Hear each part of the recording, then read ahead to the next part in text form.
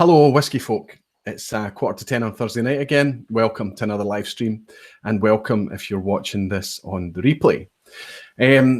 Tonight, I have a couple of things lined up. I know that it is apparently International Scotch Day. Is it International Scotch Day, or is it just so Diageo says International Scotch Day? So we'll talk about that a little bit later. And we'll talk about a few other things that's kind of loosely based around, to be honest, a Diageo theme. International Scotch Day is a thing that was brought to us last year by Diageo. There are lots of these things going on, World Whisky Day by Blair Bowman, and I know he doesn't own that anymore, but we have these days, these kind of festival type days. Are they genuinely fostered for the benefit of whiskey type days, or are they just kind of elaborate branding things? So we can talk about that a wee bit as well. And in the spirit of talking about all things Diageo, I want to talk a wee bit about some of the Diageo concepts, some of the Diageo brands, some of the products.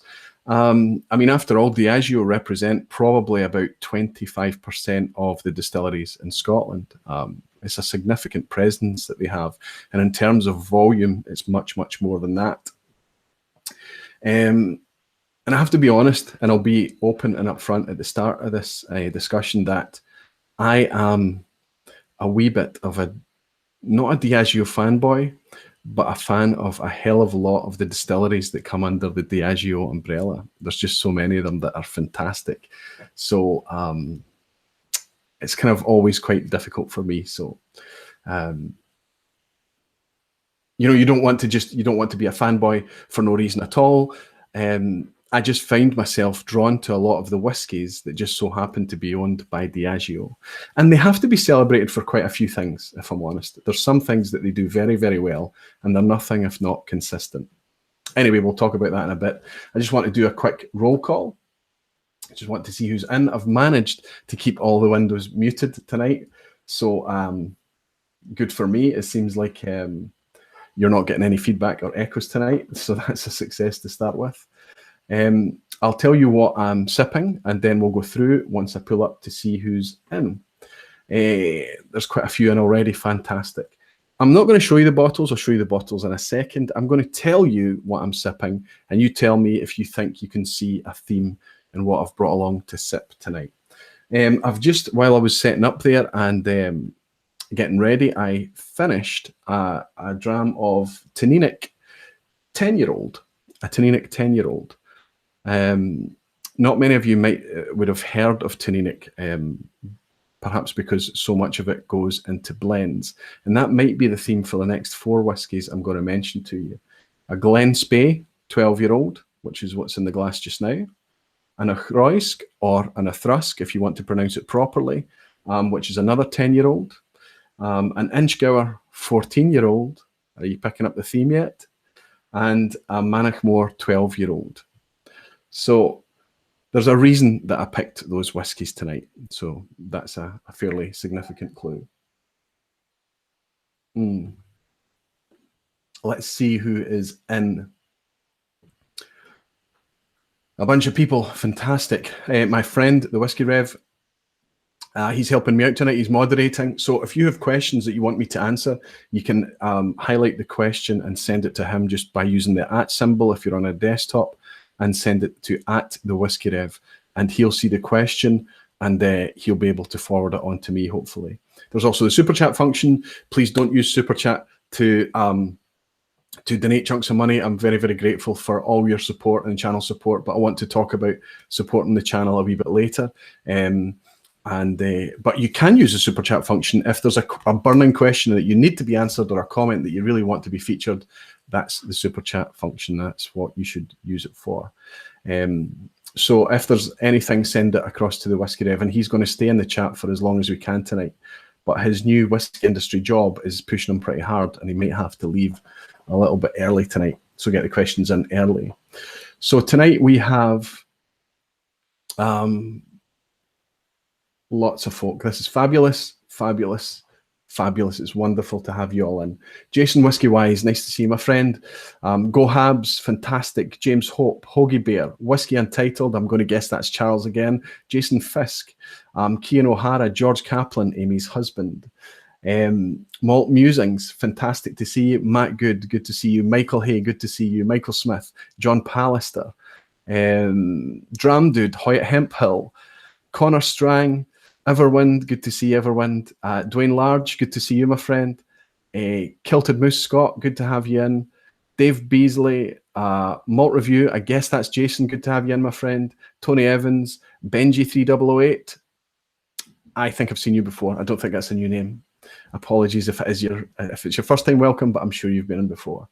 Dram Dude, Andy Walker. Andy, I'm so glad you made it. I have to give you and a couple other people a very personal thanks, along with Jez Batty. Nice to have you in, Jez. So just before I get on to that, I'll share with you now just to see if anybody worked out what the link was. I don't know if anybody picked it up. Everybody's saying lots of International Scotch Whisky Day wishes.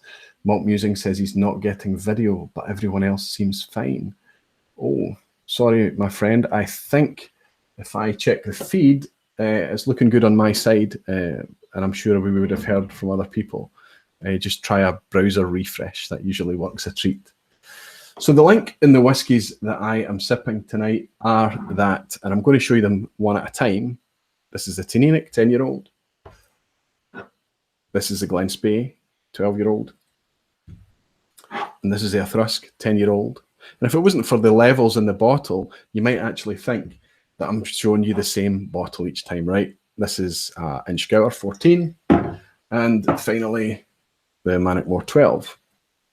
All of these, and the kind of theme here, this bottle labeling. When I first got into whiskey years and years ago, I thought actually that this was an independent bottler that made these bottles that looked like this, but it's not. It's not an independent bottler at all. These are Diageo official bottlings. The Rev is telling me a good few people got the theme. I expected that to be the case. Apu De Geest, nice to see you in. Eric Waite, good to welcome you, Eric. Blind Whiskey Reviews, nice to have you in, my friend. I'm enjoying what you're doing there. You should do more of that. There's a channel out there now, Blind Whiskey Reviews. Go and have a look at him because he's tasting every single whiskey and reviewing it before he even knows what's in the glass. Fantastic idea. Should be thoroughly supported. Christopher Malloy, fantastic to have you in, Christopher. Welsh Toro, my friend, great to see you here. Loads and loads of people coming in, superb. Yeah, I thought this was an independent bottling at first, but no, it's an official bottling from Diageo. And what Flora and Fauna as this series came to be known, it was that name was given by a whiskey writer, apparently Michael Jackson, who passed away some years ago, but he's a famous whiskey writer, and he referred to these labels because of the etchings that are on the label. Is kind of birds and wildlife local to the distillery, perhaps. And he referred to the series as Flora and Fauna, and the name just stuck. And now even in the industry, and Diageo themselves refer to this series as Flora and Fauna as well, which is kind of cool in itself. But what these represent is that these are official bottlings of all the Diageo malts that Diageo don't bottle as part of the classic malts or the extended classic malts. So all the distilleries that would normally be only available through independent bottlings, or maybe wouldn't be available at all, they support by bottling them in a Flora and Fauna bottling. Now, it gets a hard time, this series. Some people say they're over-engineered. Some people say they're a bit pricey. Some people say they're too weak at 43%. Some people say that they just fiddle with it too much. But I actually love it. I really like that Diageo have done this. I like that they've done it for years. I like the look of the bottles. I like how classy they are. I like how nice they look in a collection. And I have yet to have a bad Flora and Fauna, although I'm assured that Pittiveich was pretty awful. I've not actually tried it. Pittiveich is closed and no longer available, but there's still Flora and Fauna bottlings of it out there. All the Flora and Fauna I've tried, none of them have really let me down. Of course, there are some I like more than others, but none of them have really let me down. And all of these whiskies that I've shared with you, plus a bunch more that they do in the Flora and Fauna series, there are 11 of them just now. So Dillion, Benrinnes, Blair Athol, Glenlossie, and a bunch more. These end up in blends such as G&B and especially Johnnie Walker. So I kind of think it's quite cool that we can go out and go to these, go to distilleries and things and pick up examples from distilleries that would otherwise be unavailable. And these are batch driven and provided in a batch style. So sometimes they drop off the radar. I noticed that there was a panic last year with Dillion. People said it wasn't going to be available anymore. It was getting discontinued. Sure enough, it went out of stock everywhere. Suddenly it appeared on auction. People were paying a bit more over the price for it at auction for a wee while. And then lo and behold, it's back online and it's available again. Dillion 16-year-old for about 50, 55 pounds. So Diageo seem to be committed to it. For months now, I've wanted to do a video about Flora and Fauna to explain exactly what it is, to explain why I like it, what I think is good about it, and what I think could be better about it. And to do that video from a really quite informed perspective, I wanted to reach out to Diageo and get their guidance on it. And I spoke to, I'm not even going to name the names on this live stream who I spoke to, but 4 or 5 representatives from Diageo to ask them, support me. Don't try and influence what I'm going to say, but just kind of guide and inform me what I want to say, and tell me what the situation is with Flora and Fauna. Is it going to be supported going forward? Are we going to see a Rose Isle Flora and Fauna at some point in the future?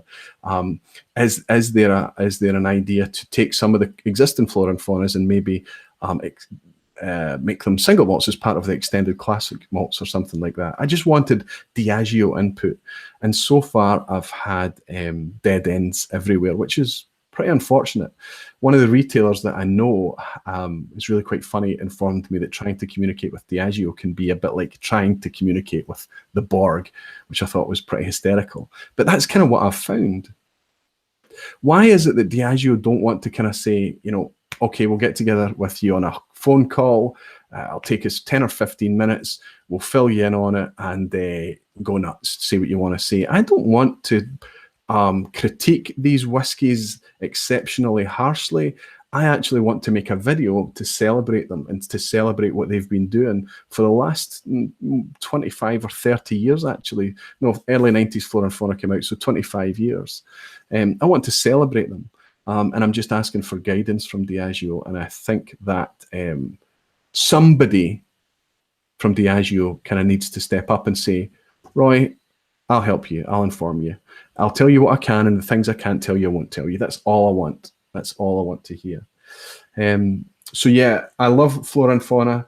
And an International Scotch Day, the day that we're celebrating today, is a Diageo initiative. Of course, it's a Diageo initiative that they came up with last year. But the language from Diageo is very much about inclusive language. It's about anybody being able to celebrate Scotch, anybody being able to use the moniker International Scotch Day, anybody even able to use their hashtag, which is Love Scotch. And if that's the case, great.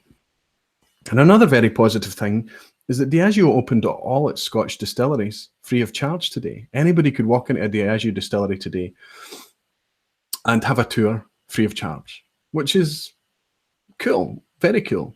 They also opened the archives and let 100 people, the first 100 people to apply. There's no kind of VIP list or anything like that I'm aware of. One of my friends, one of the guys from my whiskey club, Bob Scullion, how are you, Bob? I hope you're in tonight. He got to go along to the Diageo archives today, and I saw some photos and things that he's posted. Now, I've not even managed to get into the Diageo archives, and I'd love to go in and see all those bottles that are in there and experience that. But it was limited to 100 people, but they didn't need to do that. It's just another cool thing. And if their language is inclusive language and they're open to including other brands, other distilleries, small distilleries, other people involved in any area of Scotch, surely that's a good thing. Now, we don't need any more days as an excuse to celebrate Scotch whisky. Of course we don't. But it's kind of nice that these companies are doing this, especially if it's costing them money to do it. And if it is truly from a perspective of promoting Scotch whisky as a landscape, as a concept, and not individual brands. I think last year it was rooted heavily in the Johnnie Walker series. I think they've backed off from what I can pick up. This year they've backed off a wee bit from that, and it's much more of an inclusive thing. I'd be interested to hear your comments and see what you think about that. Some other comments come in. Whiskey Entitled is saying, looking for info on Strathmill, wondering if you or Aqvavitae have info on them. Well, it's a Diageo distillery that don't do any bottlings of their own right. And the only official bottling that you can buy from Strathmill, apart from, I think there's been one Diageo special release from Strathmill, is the Flora and Fauna. I don't have the Strathmill here, but I've got it downstairs. Is it the Strathmill that I have? So yeah, it's one of those distilleries that you're going to struggle to get product from. It's a 12-year-old. Yes, it's a 12-year-old. And the Flora and Fauna 12-year-old, so bottled at 43%, is the only one that you're going to get your hands on very easily, unless you happen upon an independent bottling. But other than that, all of the output from Strathmill is used for blends. And we always have to remember, as much as we love malt whiskey and we love Scotch whiskey, we love whiskey generally, 90% is still, it's becoming less, but kind of 85–90% of the whiskey produced in this country goes into a blend. So all of these distilleries, all these malt distilleries that are out there are focusing on providing for that market. I've just had a super chat in from my friend Rob from Whiskey in the Six, U-Star. He's donated 10 Canadian dollars and said, for the beautiful shirt, Roy. This is a Whiskey in the Six shirt, Rob's Six, which is, I think is quite a cool shirt. If you're interested in getting your hands on one of these, I don't think he makes these. I think these are kind of one-off type things. But I'm sure if you negotiated with Rob, he would help you out with one of these. Thank you, my friend. That's a very, very nice donation. Let's see what's coming in. I'm right in saying you have a Kalila, Flora and Fauna. Yes. Yes. So there's 11 Flora and Fauna now, and that's 11 out of 28 Diageo active distilleries right now. So that suggests there are 17 single malts from Diageo that are part of the classic malts or the extended classic malts. And the other 11, the remainder, are bottled as Flora and Fauna.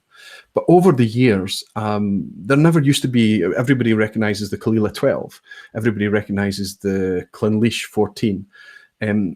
Those are recent releases, relatively recent from Diageo, that's part of the extended classic malts, that used to be bottled in this style of bottle as Flora and Fauna. And I have a Mortlach, I have a Kalila, I have a Clynelish that are bottled as the Flora and Fauna style. And certainly the Mortlach was a wonderful whiskey, really, really lovely whiskey. But that's approaching £200 plus now, maybe more than that. The Kalila, certainly £200 plus, the Clynelish, £200 plus. And think about it, that's still Kalila 12 that's in that bottle, and it's still Clynelish 14 that's in that bottle. So at those prices, it's very, very difficult for the whiskey to live up to its cost. But there are some people out there that say that those Flora and Fauna bottlings were significantly better than the existing ones. Now, I think nostalgia plays a huge part in all of that, really, if I'm honest. But one day I'm going to open those and try them alongside the contemporary and see if Scotch whisky is indeed becoming worse year by year. Is it becoming better year by year, or is it more likely that it's just changing year by year? It's probably the truth. Let's see what else is being said. Am I also right in saying you found them in a small shop in Italy? Yes, you know, when you travel abroad, and you go into these kind of whiskey specialists, these spirit places, that's the best place to find these kind of dusty bottles, these things that people don't really know what they are, out in these kind of back streets and quiet places. Because if you go anywhere, if you're in Scotland, I was in Stockholm a couple of weeks ago, and I was going into all these little places, these off license and things, and the Swedish are so clued up on their whiskey and their malt whiskey that there's no chance of finding these kind of gems in these shops, or very little chance. But you can find those gems in other places. And I was up in the lakes in Italy in Easter last year. No, it wasn't last year. It was a couple of years ago at least. And we went into this kind of wine specialist, this kind of bodega type shop, and they had a whiskey section. And I so wish I had more luggage space and a bit more money, if I'm honest, at that time, because they had a bunch of whiskies that are simply not available here anymore. Stuff that's been sent out through the supply chain and distribution network ended up on their shelf and been sitting there for some time. When the guy sold me the 2 Flora and Faunas that I bought, which was the Kalila and the Clynelish, he cleaned the dust off the top and apologised, and he gave me €5 off each because the condition of the cardboard box and the dust on it. So it was still, super. It was cheap to start with. I mean, I think I paid 70 or 80 euros for those, and the guy gave me a discount, and I felt so guilty. But yeah, I took it, and I'm very, very grateful to have those bottles in the cabinet downstairs. Jason Whisky Wise has just brought up Rosebank, which is another Flora and Fauna, long since gone. You'd have to pay a wee bit more than £200 for a Rosebank. And Triple Cap is saying that I am a big fan too of something. Jason Whisky Wise, we must do that together. I was tempted to pick up the Rosebank. That's the one I just picked up. Thanks, Jason. Hoagie Beer, Italy was a malt whiskey paradise in the 90s and early 2000s. Samaroli gems in many dusty small shops. Well, they don't exist anymore. I went to my head office, the company I work for, their head office is in Milan, and I was at the head office. I told the Italian guys there about Samaroli. And Samaroli have a place in Milan. And the guys heard it from me. They just went straight to the Samaroli shop. And obviously, it's different people now. And it's different times. But there was a time that basically, for about 10 or 15 years there was, if you saw anything in a shop anywhere with the Samaroli name on the label, you just bought it there and then on the spot. Samaroli was a wine importer who got a taste and became very skillful at selecting and producing and bottling very good examples of Scotch whisky, mostly to sell in Italy. But it became so famous, so legendary at what he put together at the bottles that he was releasing, that his name became famous far outside of Italy. Triple Cap is talking about Diluan. Yes, I'm a fan of Diluan. The Diluan is a 16-year-old. It's a kind of, it's a more sherried style, Flora and Fauna, really quite dark in colour, which we can just take as a suggestion of the style of whiskey rather than whether it's the actual colour or not. But it's a damn good dram. You sit with a Diluan, pour it blind along some of your other sherried whiskies. Do what you want with it. Critique it yourself. It's £55, which isn't cheap. Sometimes a bit more expensive than that. It's not cheap, but it's a 16-year-old whiskey. We have to remember that. And in my experience, Diluan 16 is damn good, and I forgive it for its colour, I forgive it for its chill filtration, and I forgive it even for its 43% ABV. I do have a guest tonight, and my guest is going to join me a little bit later. 10 or 15 minutes from now, I'll get my guest in. Now, I've kind of been a bit coy, as I usually am about guests, and it's not because I'm trying to play a kind of secrecy game, although the first guest that I ever had flaked on me, and he didn't turn up for the literally 2 minutes before I went live. I got a message to say that my guest couldn't make it. It was a disaster. Now, it was not his fault, and it's just one of these things that happened. But it made me realize, I've got a bug in the room just flown in. It made me realize that the show should be about the live interaction. It should be about the community getting together, you guys turning up and hanging out and all of that things, rather than kind of me sitting here with a guest. Because if I interview a guest and we have a nice time together, say a lot of interesting chat and have a laugh, drink some nice whiskey, fabulous. But where's the value in that in terms of producing a live? I think that that could be done on a pre-recorded video. I think it's only good if we get some interaction. Having said that, I have literally just monologued since I started. There's been very little interaction. Malt Reviews saying the Mortlach 16 remains good. Well, I've got one bottle left, and the last bottle of the Mortlach 16 Flora and Fauna that I opened, Jason, the whiskey fairies came in the night while I was sleeping and drank it because it went from full to empty far too fast. And yes, it was wonderful. And one of those gorgeous, thick, heavy textures. I remember the Whiskey Rev, when he first sipped it, and he was trying to describe it, and he was trying to kind of articulate the experience. This was not a tasting note. This was referring to the texture. He said it's slippy and said it's like shampoo. It does not taste like shampoo, clearly, but I get exactly where he's coming from, that kind of texture, that heavy Mortlach texture. It's wonderful, and I hope the one I've got downstairs is like that too. Hoagie Bear is saying, Aqvavitae, I raise my glass of Lechik in memory of the great Signore Silvano Salmaroli. Absolutely. He passed away a couple of years ago now, I think. And but he left a legacy, a legendary legacy. I don't know if the current Samarolis are anything like a patch on the old ones. He was around at a time when Scotch whisky was different. I mean, he was picking up casks that would have been treated with pacharit and things like this. Just, it was a different time. He was able to select whiskies that we can only dream of now.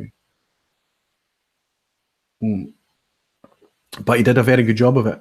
And he did it for a country that when nobody was drinking single malt. I mean, single malt as a concept is really only 30 or so years old. It's been going for longer than that, but it's not been very popular for very long. And it was countries like France and especially Italy that knew just how special, how individual, how varied and how complex Scotch whisky as a single malt could be. And you know, if you go to Italy now, you know, it's quite surprising how into single malts they actually are as a country. And they knew for a long time how great this was. Samaroli knew that, and Samaroli was able to pick some absolute peaches, of which I've been fortunate enough to try 2. So, anecdotally, they're fantastic. Okay, so it's International Scotch Day. What do we think about that? It's a Diageo thing. Diageo was in the news quite recently because the Wall Street Journal broke this story about Diageo's secret task force that was put in place to try and change the policies of Scotch whisky making, and trying to get them to change their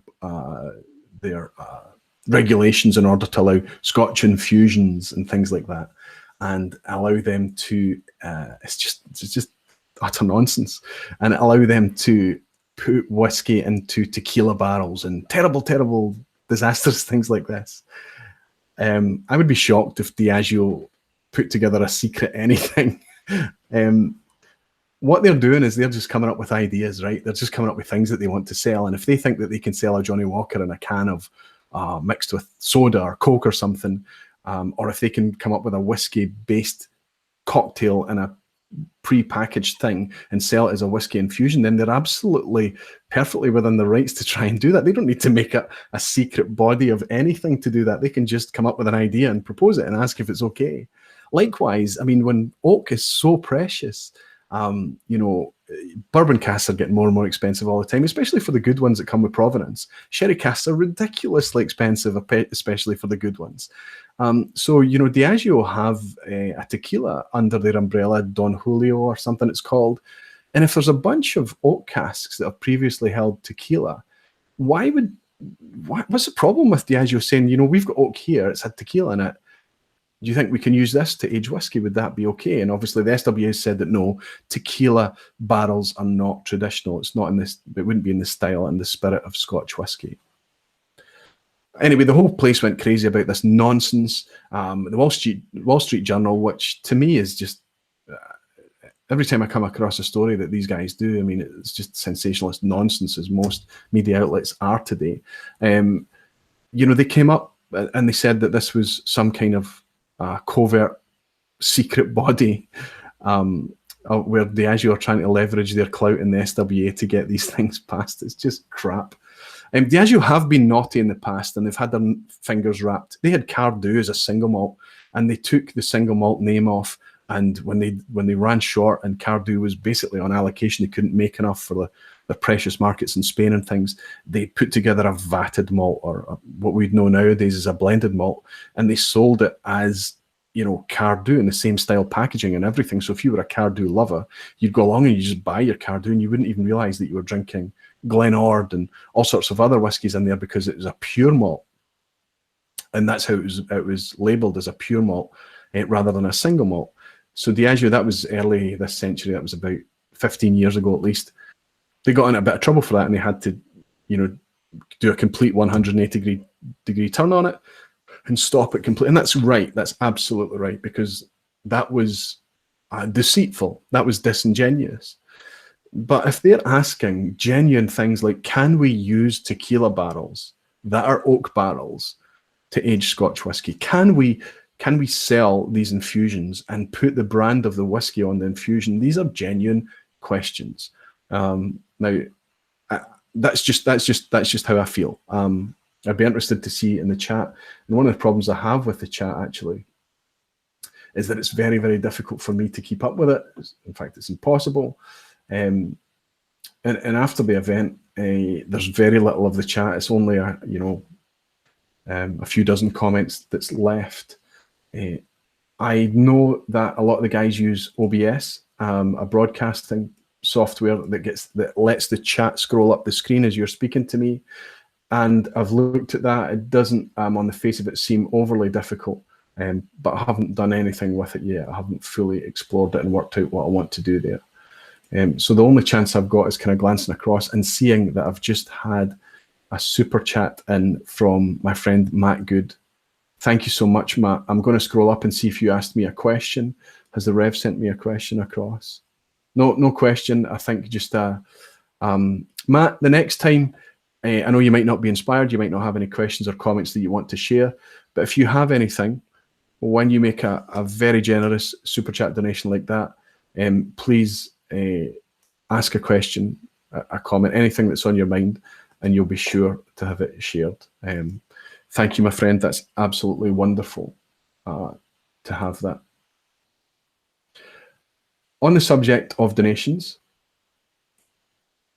I would like to talk about Patreon. 2 live streams ago was my Ralphie live stream. I had very generous donations, really blown away. I was actually in cold shock after it and didn't actually understand fully what had happened. But what I realized is that live stream and then the live stream after it, which was even more, there was pent up demand, and people had been asking me for a long time, Roy, can you set up Patreon? Can you do Patreon? And I realized that I hadn't done anything. I hadn't sorted out Patreon. So there was kind of pent up demand for people to say, you know, we appreciate what you're doing, Roy. Can you do more of it? And here's a donation to support the channel. Today, now the last live stream, I promised that by the next live stream I would have it done, and me leaving it to the last minute. Today, I finished setting up my Patreon. It's done. There's going to be more content added. That's exclusive content for patrons only, and I'll continue to build on that. I want to make sure that anything that you're donating to the channel, you see some value back. The super chat function is fantastic, and I'm very, very grateful. Google do take a big chunk of that though, which is fine because they give us the YouTube platform and all these fantastic tools and analytics, ways to interact. They give us this environment to build this community in. That's not a question of value, but they do take a decent chunk of your donations, whereas in Patreon, the chunk is a much smaller, more manageable figure. So yeah, that's set up now. Patreon is running and working, so I hope that you can go along and have a wee look at that and tell me what you think. And feedback to me, feedback what you would like me to give you as value rewards in Patreon. And feedback what you would like the money that I generate as channel support to be used on. Hardware, buying whiskey, taking myself on trips and giving you little videos from those trips. I don't know, just knock yourselves out and tell me what you would like to see. We've had a few comments in. I have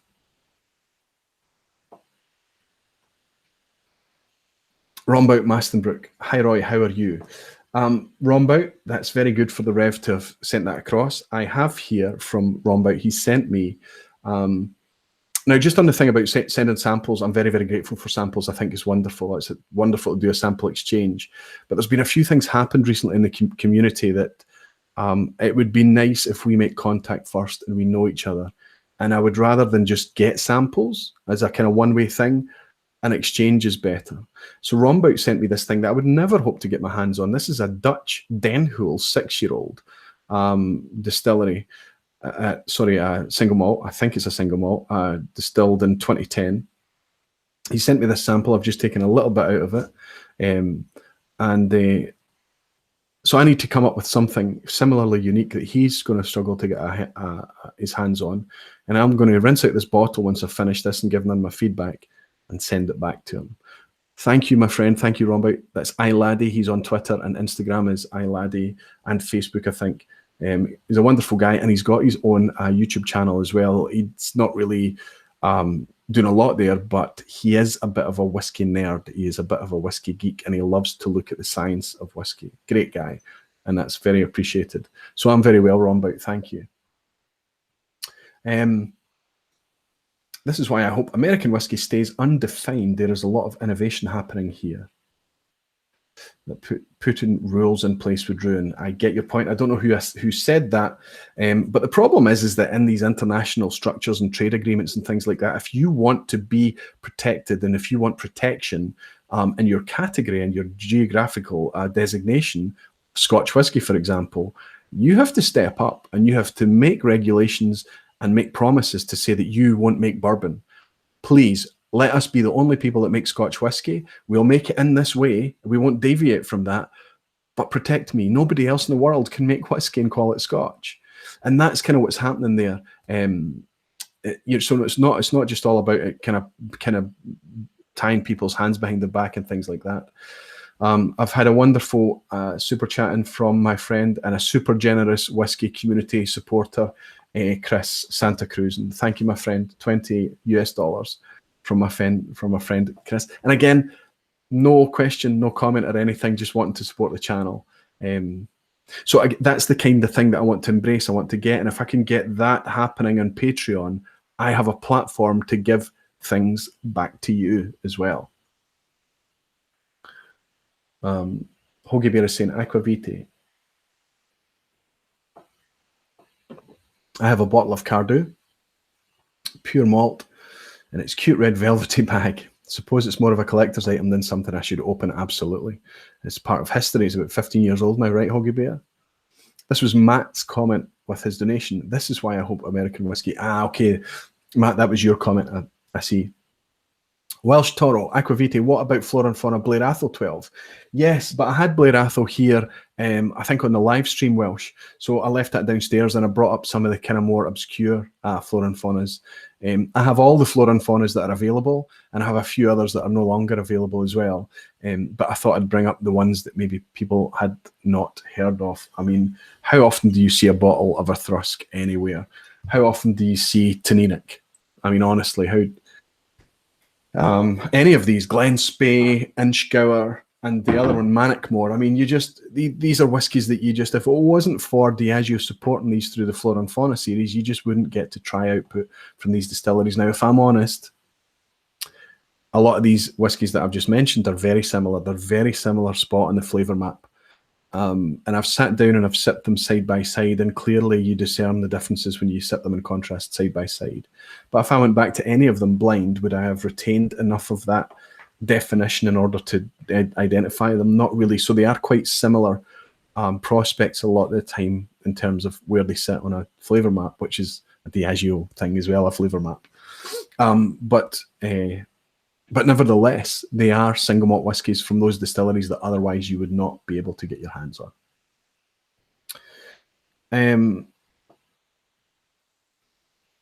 Whiskey Throttle is in. Nice to see you, Whiskey Throttle. And he's saying he's sorry that he missed the first 30 minutes. No problem. Don't worry about it. The good thing about YouTube is that they put this thing on my channel and you can watch it after the event. And I'm really surprised and really grateful for the amount of people that do, and then go in and comment after the event and like the video and watch it afterwards. It's fabulous. Santa Cruzan is saying, great show, Roy. Great donation, Chris. Thank you so much, my friend. Okay. There's a couple of subjects that I wanted to talk about, and I wanted to talk about Diageo and Johnnie Walker, and I wanted to talk about Glenmorangie and Spios, the new Spios, the 9th limited edition that's come out from Glenmorangie, where they've taken some Glenmorangie and they've aged it in rye casks. Interesting take, right? They've taken Scotch whiskey and they've aged it in a rye cask. Fantastic. Now, I don't know. It's not a Scotch rye cask. This is a North American or Canadian rye cask, right? What's the difference between that and tequila? I'm just putting it out there. I'm not saying that that's my opinion. I'm just suggesting to you that it's something to be thought about. There's a new Johnnie Walker edition that's come out that's aged in rye casks as well. Now, there are a number of Scotch distilleries that have started experimenting with rye distillation and making a Scotch rye. And that I'm fully behind, because that could give us a clear, unique product, a rye that's made in Scotland that could be a clearly definable thing. But if we take Scotch and age it in rye casks, I want to ask you, what's the opinion there? Are we making something that is trying to somehow copy what the Canadians and the North Americans are doing very, very well? And it's very fashionable and popular right now. Because if we're trying to do that, if we're trying to increase the variation and experiment in Scotch, I'm all for that. But if we're trying to copy or jump in on a fashion that's already established and very popular and very defined elsewhere, I think that's dilution. And I think that's a mistake. Glenmorangie, their special editions, I've never been a real fan of, because very few of them are really worth. Anyway, I don't want to get into that right now. But I've just had another super chat. I've just had 2 super chats in from my friend in Holland, Toon Van Rouge. Thank you very much. €5 donation from you. And he's saying, hey, Roy, great stream. About independent bottlings, bottleries. What's the reason why distilleries would rather sell their cask to them if the demand is so high? Well, you know, the Scotch whisky industry is built heavily around trading of casks. It's always been part of the dynamic of Scotch. And there are brokers set up to do only that. Cask trading, casks going backwards and forwards through brokers in order for people to maintain consistency in their blends and things like that. It's just a nature of Scotch whisky, and something to be celebrated, and quite a good thing, if I'm honest. And that means that through that dynamic, there are casks that are available for people to go in and purchase a cask, either direct from the distillery or through a broker, in order for them to bottle it themselves. I think that demand is high, you're absolutely right, but production is also high. Production's as high as it's ever been right now. And I hope that independent bottlings always have a voice. And what's happening recently is independent bottlers are realizing their precarious situation, and they're reaching out and trying to buy distilleries. And if they can become a distiller and be involved in that cask trading network, they know they can protect their future more and stay in whiskey, both as an independent bottler through the traded casks, and as a distiller making product that they can sell as a single malt in their own right, and making product that they can trade with other distillers through brokers. George Kaplan has also sent in a very generous donation. Thank you, George. You're always a superstar, and you're very, very supportive of what I'm doing, and I thank you very much for it. He's saying, thanks for keeping these going, Roy. Can you get the Flora and fauna expressions in the US? Yes, you can, but not in every state. In the Northeast, I know they're available. There was a friend of mine, I don't speak to him anymore, he's kind of disappeared off social media, but he was based in New York, and he could go into, when I was paying £100 for a bottle of Mortlach 16, he was going into his local store and picking it up for $80. Don't think I've ever seen them in a store here. I'm not sure where you are, George, but you can get them. I'm not suggesting it's easy, but they exist there. And it's one of the reasons I held off doing the Flora and Fauna video, because I realized that maybe Flora and Fauna wasn't available everywhere and not that easy to get a hold of outside of Europe. but that's just the nature of the States. I mean, you guys have kind of quite restricted distribution agreements and franchising and all of that stuff. My guest is patiently waiting. I'm going to get through these comments and I'm going to bring them in. I didn't even get to talk about the article I read recently on Malt Review. Justine, who runs the Fife Whisky Festival, did an article about women in the whisky industry, and there's lots of articles about that. But her article was based around some recent news that had happened, and one of them I found quite shocking, and it's appropriate to talk about it tonight because it's about Johnnie Walker and Johnnie Walker's idea. It's not this isn't a product yet, but they've submitted labeling for approval through the US that they're going to bring out a Johnnie Walker Jane Walker edition, and that's very curious to me. You know, as somebody who's really believes in equal rights, regardless of race, creed, gender, how you eat, how you pray. I don't just equal rights in general, and certainly gender rights. I wonder where Diageo is coming from on that, and I want to know that it's a kind of one-off thing. Every penny of their profit is going to go to some fantastic narrowing the pay gap type cause or something like that. Because I don't want to go out to my supermarket and buy kind of be put off from Uncle Ben's rice, let's say, and want to buy Aunt Bessie's rice as well, I'm curious what that's about. I don't know what the marketing department at Diageo have in store for a Jane Walker. It's an odd thing to me. Now, it might be with the best intentions, but if it's the best intentions, but they take a step like that, their marketing has to be absolutely on point.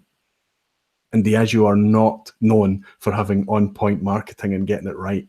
Premiumization on Mortlach is just one of the things that I'll mention there, and a bunch of other things.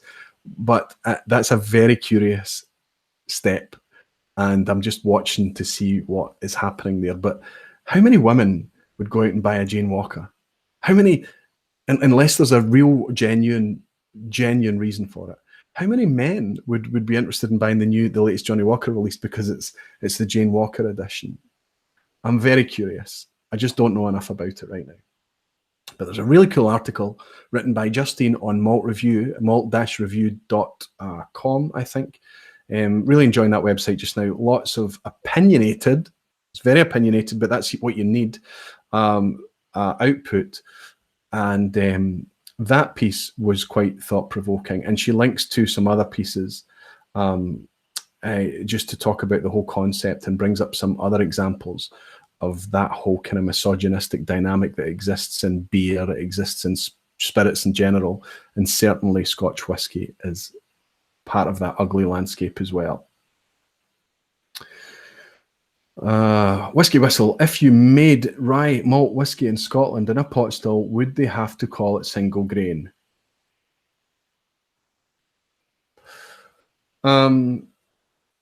Well, yeah, I mean, for it to be a malt whiskey, it has to be made in a pot still, has to be made from 100% malted barley. Mark, you could probably answer that question yourself. I'm going to give you the chance to do that. Yeah, I don't think they're going to... The only distillery that I think would be capable of doing that, I think, is Loch Lomond. Or that would be interested in doing that. I don't know, that's one to think about. Everest is saying, Aqvavitae, I don't think that Scotch whisky needs to increase its variation by adding copies of other styles. I'm kind of with you there, Everest. I'm kind of with you there. But using untraditional types of casks, if something good comes out of it, I'm all for it. So that's exactly it. If we can take Scotch and make it a rye-enhanced Scotch, fine. But if we make Scotch that tastes a lot like Canadian, that tastes a lot like North American rye, what's the point? Honestly, what's the point? Amy is saying, hi Amy, nice to have you in again. There are lots of us that are so excited you're on Patreon. Well, it sounds like I'm going to be excited about that as well, Amy. Thank you so much. Keep me in check. Make sure I'm bringing content there and I'm remembering you and giving you those little kind of insightful videos and clips and things, stuff that I would never normally put out on YouTube. And I've put an example of that up there already. And in the next couple of days, I'm going to do a collection video and share a collection video on there. Things that I wouldn't normally put out on YouTube, things that I would kind of share with the folk that I'm hopefully going to get a chance to get to know a bit better. Whiskey Throttle is saying, Aqvavitae, there is a new distillery being started in Edinburgh from some crazy Canadian. Jason Fisk there from your area. Sorry, as these copy and pastes come through, sometimes they mash into each other. So there's a new distillery being started in Edinburgh from some crazy Canadian. Which one are you referring to, Whiskey Throttle? I know you're Canadian. Hans Schmidt, you do really cool videos. Thank you, Hans. And that's the first time I've seen you in. You're very welcome here, especially if you come in and say nice things like that, Hans. Thank you very much. Okay, time enough. I've talked and talked and talked. It's time to get in my guest and let him talk a wee bit, and I can drink and relax a wee bit. The guy I'm about to bring in is I call everybody that I have as a guest on my show a gentleman, and they are genuine gentlemen. But this guy is actually a gentleman. He's one of the kindest guys in whiskey. He's one of the most knowledgeable guys in whiskey. He's 2.5 years into his YouTube whiskey sharing experience, and he just keeps bringing it more and more and more. He knows his subject very, very well. He loves to share it. He's very well informed. I hope he's going to take the quiz tonight. My friend, who's usually in a time zone that I cannot access him, but this, if he unmutes himself now, I should be able to bring him in. But this week he's in holiday in Canada, and I jumped on the chance to have him on the show, and it's my friend Mark Kaufman, who you'll know as Whisky Whistle. If you unmute, Mark, if you unmute yourself, we should be able to hear you.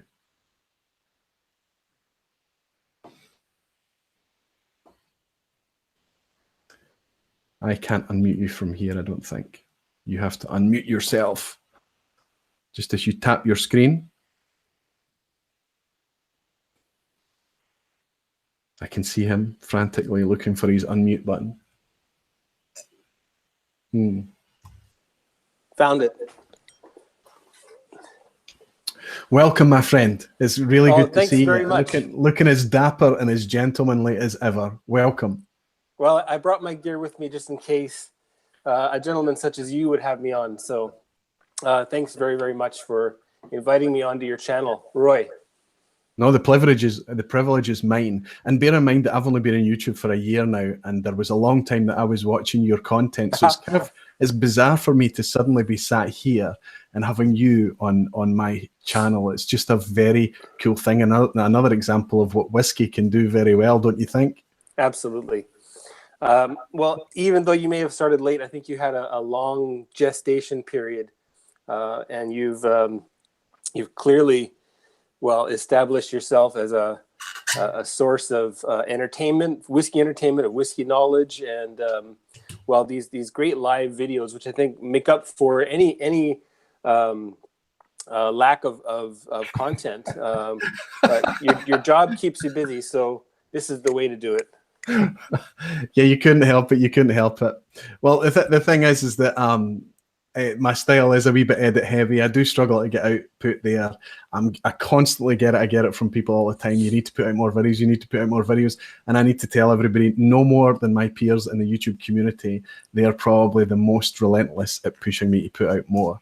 But you don't suffer from that, Mark. You put out a fascinating amount of content. And how do you keep up with the amount of expressions that you review? How do you do that? I mean, you must just really, really love it, right? I really do.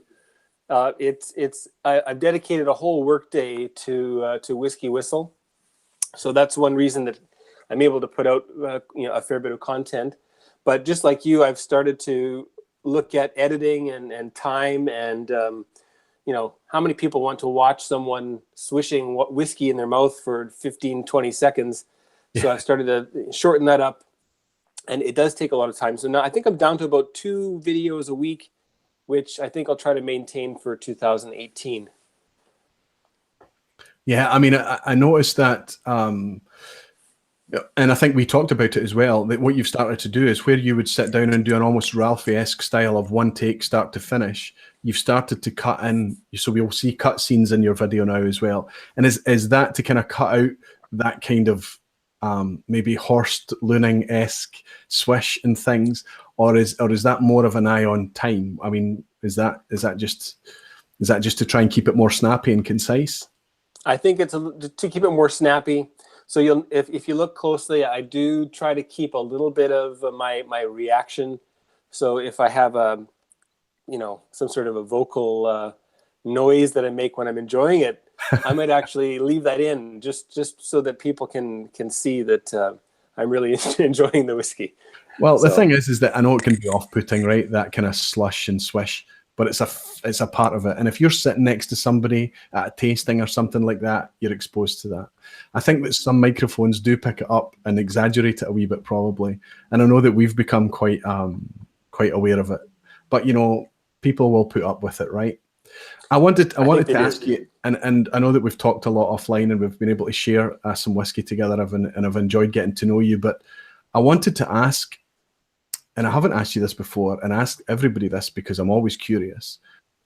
What got you into whiskey? What was your hook? What was your bite? Well, when you ask me what got me into whiskey, I guess the answer is not really having a big interest in beer in my early 20s. So I was out in Winnipeg with friends, went to a place called the King's Head Pub, and they had some Scotch whiskey on the menu. So I think my first single malt whiskey would have been either Lafroig or Talisker. Wow. They only had peated whiskey on the menu. It didn't say it was peated. It just said Scotch whiskey, and then there was Lafroig, Talisker. I think they might have had Ardbeg. Maybe not, because that was quite a long time ago. Anyway, so that was my first whiskey, single malt whiskey. I think probably Red Label might have been a little bit before that at a party. And Canadian rye whiskey would have been my very first taste of whiskey, but that would have been doused with cola as they serve it here. Yeah. So, and then fast forward, I did come interest into beer, wine also. And then sometime around 2010 in Korea, coming home to Canada one Christmas, I thought to myself, I think I've been working hard. I think I deserve a nice bottle of single malt Scotch whiskey. So, pardon me. And before me was a nice bottle of Glenmorangie, the Slàinte PX. And I didn't, at that point, I didn't know what PX meant. It just looked like a great whiskey. And I knew a little bit about the fact that it was higher proof and unchill filtered. And anyway, so picked that up, fell in love with Glenmorangie, and I spent the next 4 years drinking nothing but Glenmorangie, and which some of you might be ready to shut this off, but wait, there's more. After that, I just started to be curious of other whiskeys. I think the very next one after that might have been the Balvenie, and then it was just one by one, looking at all these different distilleries, and that would have been around the Christmas of 2014. And then I think I started to check out Ralphie's channel, probably early spring of that year, 2015. And I think, like all of us, we binge on Ralphie. Yeah. I probably watched 5 episodes a day, and I think I actually caught up to his current videos within a span of about 4 months. Anyway, I'm going to stop talking for a minute. And this is International Scotch Day, right? Well, it is. It's International Scotch Day, right. And I see what you're holding up there. Good. Yeah. So, well, I'm going to open up this I think it's a fairly new bottling of Green Label. And so I thought I would share that with your subscribership and with you. And what we'll mention here about that Green Label, and I know that it's the newer release, as you mentioned there. It disappeared for a little while, but what we have to remember is a couple of things. The ABV on it is, well, I think, have you got export ABV there, or have you got the standard ABV? That's the 43%. Okay, yep. So 43% ABV, fine. It's got an age statement on there. It's 15-year age statement, and there is no grain whiskey. That's not a traditional blended Scotch like the other Johnnie Walkers. The green label is a blended malt, and you're holding up next to that. I'll let you speak so that the folks can see. Oh, right. So this is the special release of Green Label the year that they had taken it off the shelves. So there was a year when they pulled Green Label 15, and then about 9 months later, in select markets, they did put out the 15-year-old again. Yep. And this is the one that has the screw cap, and then the new one has the cork and the box. We the old one insist on came with no box, right? Anyway, and I think Whiskey Throttle asked if I had compared this to the older release, and in fact, I did just that. In fact, I think that is either my second or third most watched review is my Glenmorangie Green Label versus Glenmorangie Green Label. Back to back. I compare these two. Yeah. So anyway, I'm not going to be opening up the old one. Share your findings from that comparison, or do we have to go and watch the video? I'll share my findings, but I'm not going to open the older one. So okay, I went out to the liquor store and I bought the new one just today at your behest. So here we are. Oh no. Oh no! And now I feel terrible because as we're talking, as we're communicating, I said, you know what we should do? We should maybe just kind of indulge this kind of International Scotch Day and just pop a Johnnie Walker together. And the only Johnnie Walker I had was the Green Label. And I went downstairs to get it before I set up tonight, and there's no Johnnie Walker Green Label. Again, the whiskey fairies attacking my whiskey cabinet overnight. But genuinely, I don't remember throwing away that bottle. I'm going to happen upon that bottle somewhere hidden in some corner of the cabinet. But Mark, that makes me feel terrible. All I can hope is that Johnnie Walker is wonderful, and you're very, very happy that you bought it. It's going to be wonderful. All right. Yeah, so that's the new one. And you asked me to share my findings. I'm going to make sure I don't pull my camera with my cord here. To be brief, like many blended Scotch whiskies currently, they've responded to the industry, and the industry wants peat. So in my humble opinion, the new one, as compared to the old, has a little bit more peat than the former Green Label.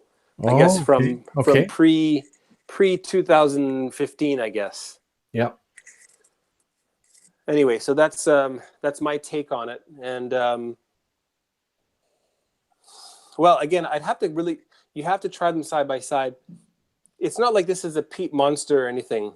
Far from it, but you can certainly smell that salty, sort of mouth-watering. I remember buying it. Puffs. I remember sharing it, and I remember that kind of that smoky lick to it. Probably a similar smoke level to maybe an Oban, or maybe. I was thinking exactly the same thing as I was smelling this. That it's really that kind of Oban, approximate Oban peating level or ppm or whatever that would be.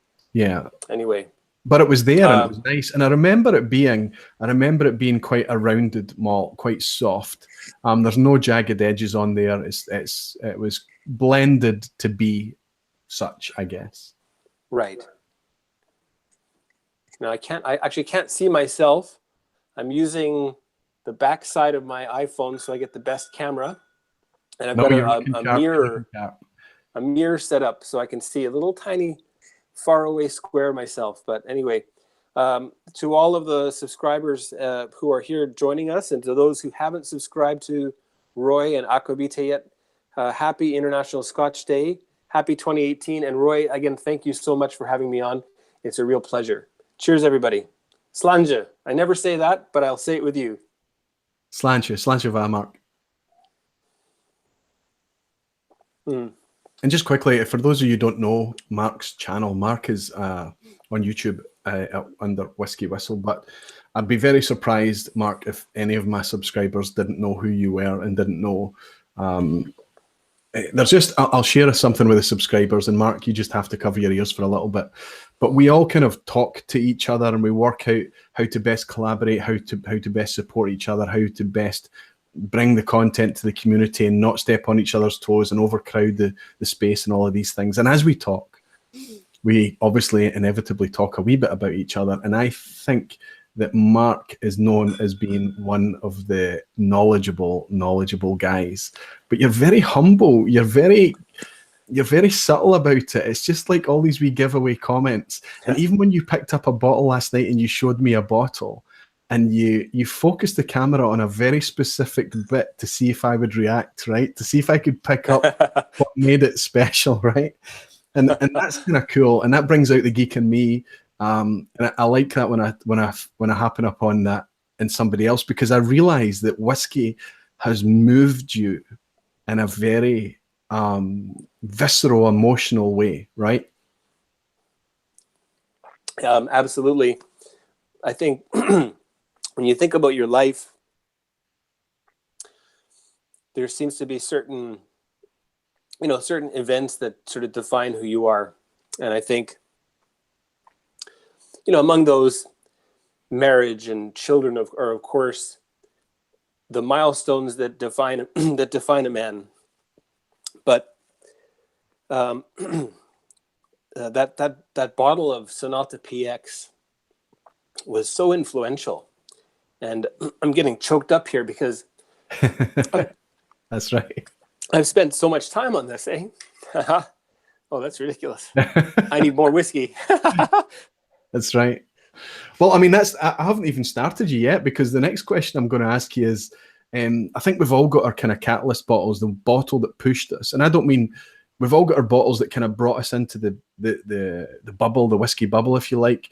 But then there's other bottles and other epiphanies that we have along the way that really grab us and shake us and move us and make us realize that, there's no, I say this all the time, but it's true. There's no nutrition in whiskey. There's no real vitamin value. There's no carbs of any note. You can't really. The only reason to consume whiskey is for it to connect in a very organoleptic way, for you to be, all of your primary senses to be exposed to that whiskey, and for the whiskey to connect with each and every one of them and make you understand what it feels to be alive. That's its only purpose. And I think that we consume it and we don't often consider that that's exactly what it's doing. So the next question I'm going to get to is, after your Slàinte PX, so that was obviously your kind of baptism bottle, let's call it. The one that kind of confirmed you as a believer then. Exactly. Something made you take that journey, that passion, that geekery, and made you step in front of a camera and made you share it on YouTube. And what the hell was that? What happened there? Right. Boy, I think watching Ralphie, and then also watching not only Ralphie, but then a little bit of Horst. I think everybody here has probably watched a little bit of Horst Looning. And furthermore, the Scotch test dummies, who I don't see here today, they might be working, but that was probably the third channel that I started to notice. And then there was a young fella from USA who doesn't record anymore. Luke Reimers. Luke, yes, Reimers. Exactly. And actually, as an aside, I tried to connect with him. I failed, however. But there was a hint about a year ago that he might start to, record again. But anyway, so watching them, and it became I don't want to call it an obsession. It became a choice that, okay, boy, I really want to immerse myself in the education of whiskey, thanks to YouTube, thanks to the internet, and really explored it. Of course, the Scotch whiskey community in South Korea is also very vibrant, a little bit more focused on blended whiskeys. So at the same time that I started to drink the single malts, I also realized that, I should probably try these blended whiskeys. And so probably I'm one of the few that sort of fell in love with both at the same time. I guess blended whiskeys might have been just a little bit, maybe like a year or two afterwards. But anyway, I'm digressing too many times here. No. get close to the summertime, and boy, I had so many ideas, and I'll share one of those with you. I had decided that I was going to not only get into whiskey, maybe online, such as YouTube, but that I had wanted to possibly produce whiskey. So I bought a small copper pot still, and some Korean barley, Korean peat, and had planned that summer would be me making whiskey, and then recording that on YouTube alongside reviewing some basic whiskeys, and just sharing that journey with whoever wanted to tag along.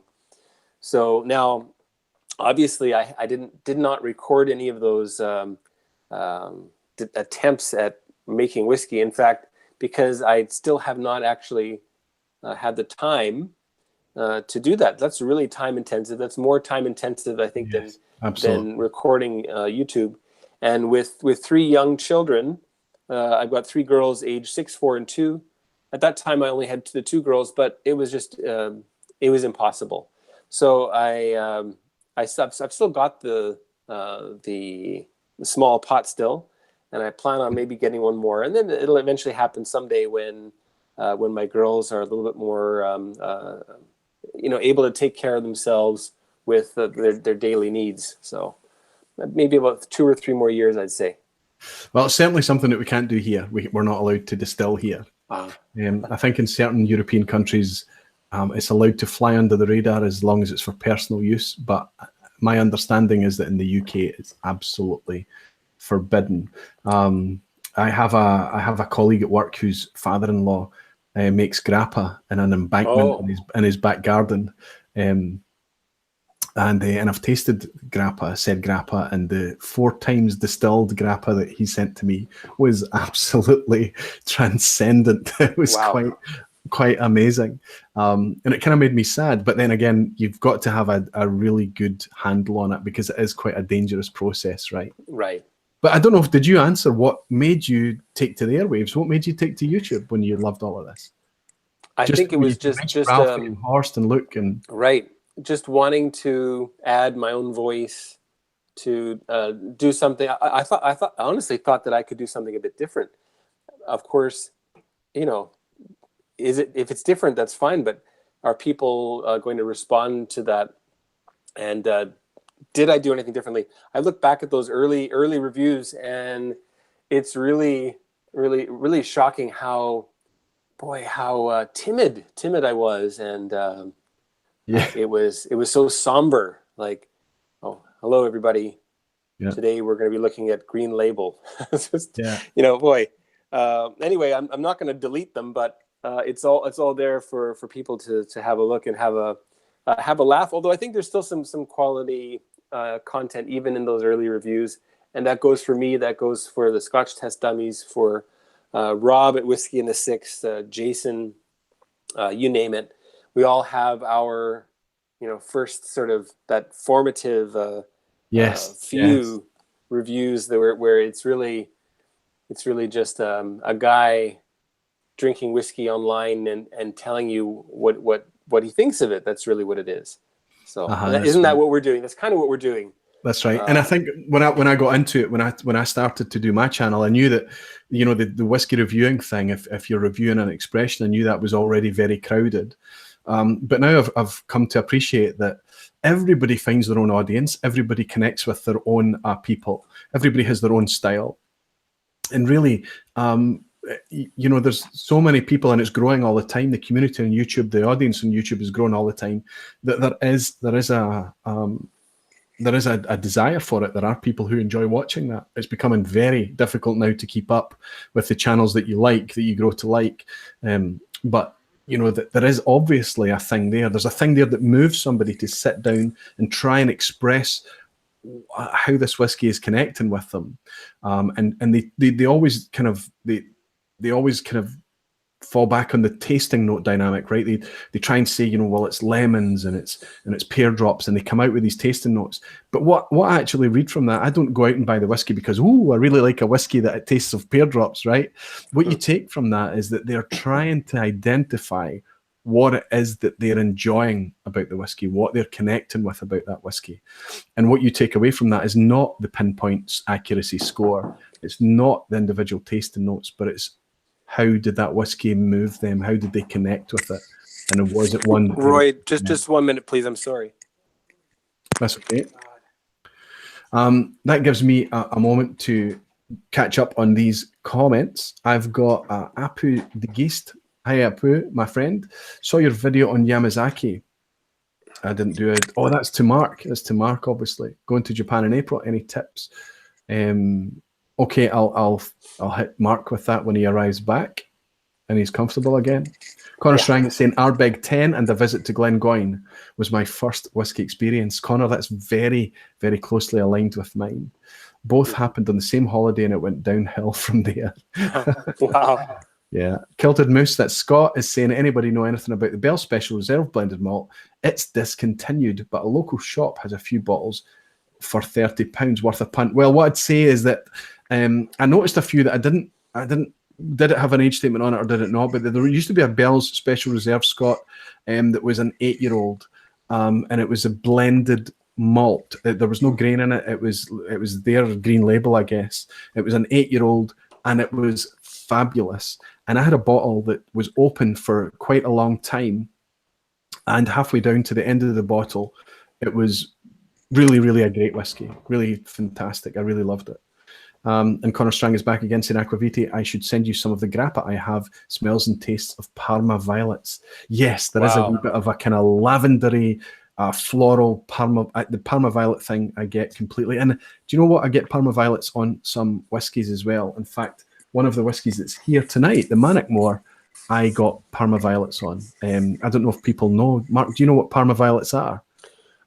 I have no clue. They're little sweets, they're little sugary sweets that we have in the UK, and they're literally violet or fake violet flavored, but they have a very distinct floral sweet flavor. Diet Brew Boy, that's Roy. Just quickly, Diet Brew Boy is Roy, another Roy, catching up a bit late, but I'd like to promote a fantastic whiskey woman on YouTube called Rosemary Moon. Yes, we know Rosemary. Rosemary Moon. Yes, she's fantastic lady. Yeah, and she's really, really impassioned.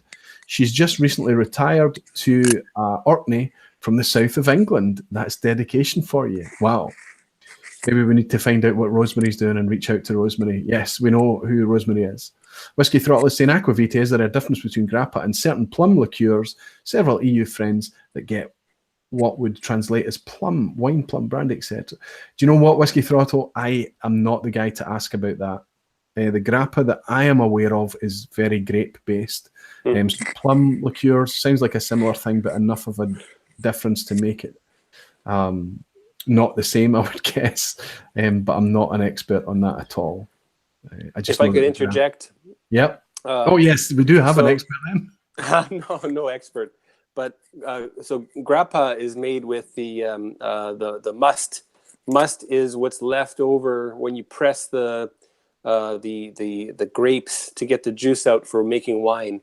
Then you're left with skins and some gelatinous sort of squishy stuff that you can't quite get the liquid out of so easily. So that's the must, and then that is itself fermented and then distilled. So it's a much smaller volume than you would get for say making brandy from grapes. So that's the grappa, and I haven't had grappa in a long time. But then someone asked about plum liqueur. So the only one plum liqueur that I've tried recently is, or that you can get that's made from plums, is called palinka. So there's palinka in Hungary and Eastern Europe. You can take any fruit and make a palinka, which is basically like it's a brandy. It's a brandy made from any fruit. Anyway, and as I say this, I'm opening up Klein Lish as I was instructed to do so by Welsh Toro and Scott from Kilted Moose. So there we go. That's one of my favourite standard, regularly available off the shelf single malts right there is that Clynelish 14. It's just tremendous. Really special. It really is. And what a value. I was watching your video while I was while I was waiting, and you had talked about a lot of the Diageo releases sort of having that very center of the flavor map sort of profile, and that when separated, you have a hard time distinguishing. And I felt exactly the same way about a lot of the non-peated classic malts. And then I tried Clynelish, and I thought, wow, this is the best one. Why is this not a standard classic malt? And now it is. Well, it's a part of the extended classic malts. And the great thing about that is that Diageo have been clever enough to bottle it at 46%, which is just, it adds so much. It just that texture, that waxiness is delivered, that barley sugar, that almost candy, toffee candy sweetness is there.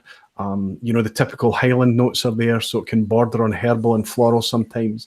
Depending on what you drink it in contrast with, it changes and switches on you. It's one of the most sublime, enjoyable malts that you can go out and buy for 40 quid, right? And I think there's a good reason why Compass Box focuses on Clynelish so much, is that John What's-His-Face recognizes that this is a great distillate and matures so well. Just so many of their special editions, or so many of Compass Box anythings, are firmly founded on Clynelish, and obviously there's a reason for that, and there's a reason why it's in such demand by blenders. Mark, I've got a question. Yes. It's knocking on for 10 past almost. Are you up for taking the quiz tonight? What normally happens is at this point is that the viewing figures drop off a wee bit. People know that we're coming to the end of the show, we're coming to the quiz and things like that. But what people do is the people that really enjoy the quiz is that they hang on to the end. If you're up for it, let me know now. Yes. Yes, superb. Definitely up for it. I want to give a couple of shout outs quickly. I made a little list because I always forget. One of the things before you all disappear is that you have to remember that firstly, my next live stream will be on the 22nd of February. I always forget to say that. So I'm kind of working out to be the second and the last Thursdays of the month right now, 2 live streams a month. That's kind of fitting around my life just now. It's kind of enough for me to fit in comfortably. But later tonight, the Scotch for Dummies are on and they're doing a live. And I believe that tonight is the night that they've got a brand ambassador on. I think it's a Jura brand ambassador tonight, which will be super interesting. I want to know... there's lots of things I want to know about Jura, but probably not things that would be particularly palatable, I guess, a lot. Somebody's in from the Scotch for Dummies right now. I don't know who that's going to be. It's going to be either Mark or Drew, I would guess. But they go live at 2:30 a.m. our time, which is going to be tricky for the Europeans. But anybody that's on the stateside, it's 9:30 Eastern, Scotch for Dummies. A couple of shout outs as well is that I recently caught a YouTube channel by a guy called Ryan Benink. He's a Dutch guy, and he's got less than 50 subscribers right now, but he's hit on an idea that I have been simmering on for a long time, and that was to bring a kind of news digest to YouTube. I know that Mark does Whiskey Cast.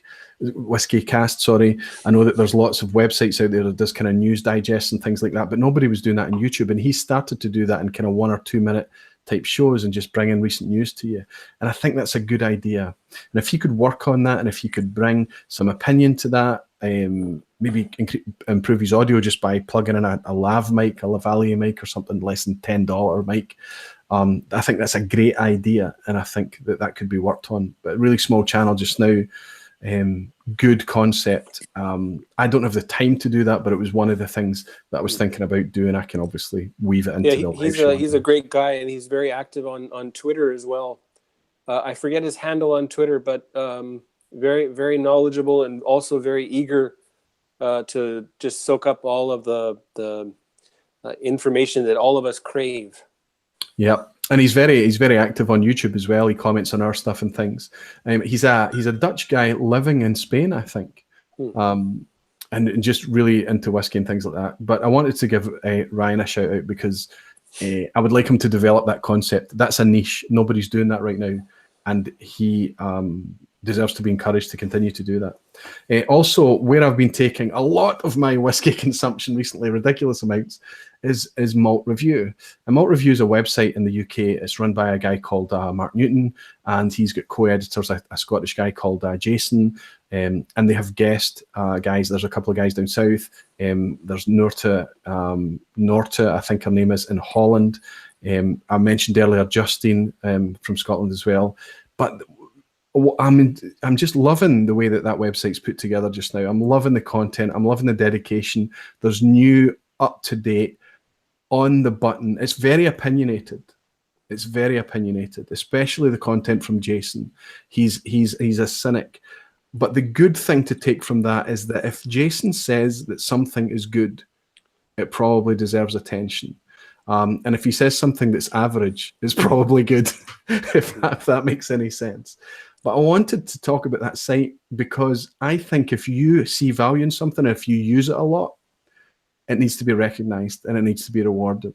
And I hope that people know about that site. They probably do. It's certainly a much bigger site than the Aqvavitae channel for sure. But the content that's coming out just now and the expressions, they're doing world whiskies, they're doing Swiss whiskies, they're doing just lots of very up-to-the-minute, salient, on-point content. And I think that deserves a shout-out as well. I also wanted to thank my patrons. I've listed 3 of them. I went live on Patreon today. I didn't tell anybody. I was going to announce it tonight. And before I went live tonight, I already had 3 patrons. It's wonderful. Amazing. Very French, thank you so much. Andy Walker and Jez Batty, you're wonderful people. And I think I caught in the comments and only glanced at it, but I think Sid, my friend Whiskey Sid, has also jumped on and supported me. And I apologise if there's somebody else jumped in and I've not been able to catch them since. But thank you so much for that. And also I've got a little box here. After the blind tasting challenge that I did with Jason Whiskey Wise, Jason curated a little pack of 5 samples. Now, we both know Jason, don't we, Mark? And yes, we know that he drinks like a lord. So the set that he's put together for me is no doubt absolutely fantastic. But you can see what is missing from this set. Oh, there's no labels. It's a blind set. Wow. So at some point, maybe the next live or something like that, I'm going to at least take a couple of these and just try and have a stab at guessing them and see what Jason sent me. Maybe have Jason in the chat so that he can just let me know what he's put in there and let me know if I'm close, if I'm cold or warm or whatever. But anyway, John Pallister is just chiming in and saying, I totally agree about Malt Review. That's fantastic, John. Thank you very much. Apu is saying, what about Whiskey Base? Another fantastic whiskey classic domain to be involved in, absolutely. A Dutch website worth mentioning. You don't get the impression that it's Dutch a lot of the time. I think that it's very internationally focused Whiskey Base.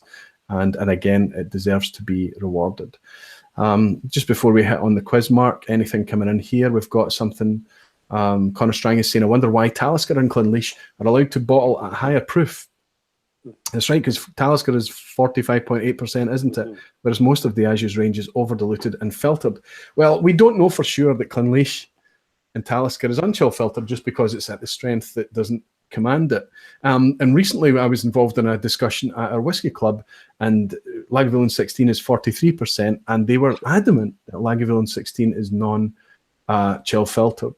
And what I meant to do after that is come home and pour a Lagavulin 16 over ice and have a wee look at what happens. But just because of an ABV, don't assume that chill filtration is present or not, I would say there. Connor, right. And probably, I've seen 42% whiskeys that are unchill filtered out there. Which one do I have that's... I can't recall the whiskey right now, but anyway, just because it's 42% or 41% doesn't mean that it is chill filtered. And if it says unchill filtered, well, then you should take it as such. If it doesn't say that it's unchill filtered, then, you can't say that it is chill filtered. Probably 40% would be definitely, I would say most likely would be chill filtered. But anyway. Yeah, I just think it would be nice if they could educate us to not worry that it is chill filtered and celebrate when the fact that when it's not chill filtered. I just wish that there was more information on the labels. I absolutely love these labels, Flora and Fauna, but there's a nice etching on here. There's an age statement on it. There's a distillery name, but the rest of it is just fluff. There is literally nothing educational on these bottles. It's just a very pretty thing. Nelson Bespo is saying, stumbled across your channel just recently, really enjoy the recycle reviews, great editing. Thank you very much, Nelson. Those things are going down a treat. I'm glad that people are enjoying that. It's very enjoyable for me to put together. Eric Waite is saying, I'm watching from my parking lot of my dentist on my iPhone. Eric is quite a character. He's doing a live on a Sunday now. He's calling it the Whiskey Church. And Eric has come very much from a wine background, but in the last couple of years, he's hitting whiskey, and he's hitting whiskey hard. So look out for Eric's streams on a Sunday as well. Okay, my educated friend, are you ready to take this quiz? I have forgotten to do one thing. I've forgotten to shout out to our audience. And O'Connor's in tonight. He would be a killer opponent to go up against. Mark, you would have your work cut out there. Connor managed to get 10 out of 10 on one of my quizzes. Oh my God. Yes. There's a bunch of guys in. If there's anybody here that is willing to go up against Mark from Whisky Whistle in the quiz, not seriously, it's not for any prizes, it's just for kudos, it's just for fun. For bragging rights. Represent the crowd.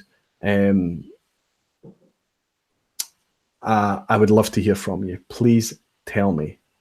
Eric, thanks for the shout out. You're very welcome, Eric, no problem at all. There's another channel as well, Whiskey Untitled. I go out pretty much every Tuesday. That's Charles and Walt, Whiskey Untitled, still very small. Two of them just get together, 30 or 40-minute live stream, hang out and talk about whiskey. Based in the States. Obviously, the content is very American focused. It's based on the whiskies that they enjoy over there, the whiskies that's available to them. But really good stuff. The two of them just get together consistently week after week to bring it out of pure passion for whiskey, and it deserves to be celebrated. Anybody going up against Mark in the quiz, I would like to maybe Jason Whiskey Wise would like to throw his hat into the ring. Connor is here. As always, I'm up for it. I knew you would be, Connor, my friend. Fantastic. Would love to, but I'm a newbie, said Whiskey Junior. Amy is telling me I have 11 Patreon supporters. Wow. That's incredible. That is absolutely wonderful. I want to kill the stream and go and see who they are. I want to go and write them wee thank you letters and things. Scotch for Dummies is saying, I nominate Santa Cruzan to do the trivia. That would be fun. That would be fun, but Chris has got to nominate himself. I wouldn't force anybody to do it.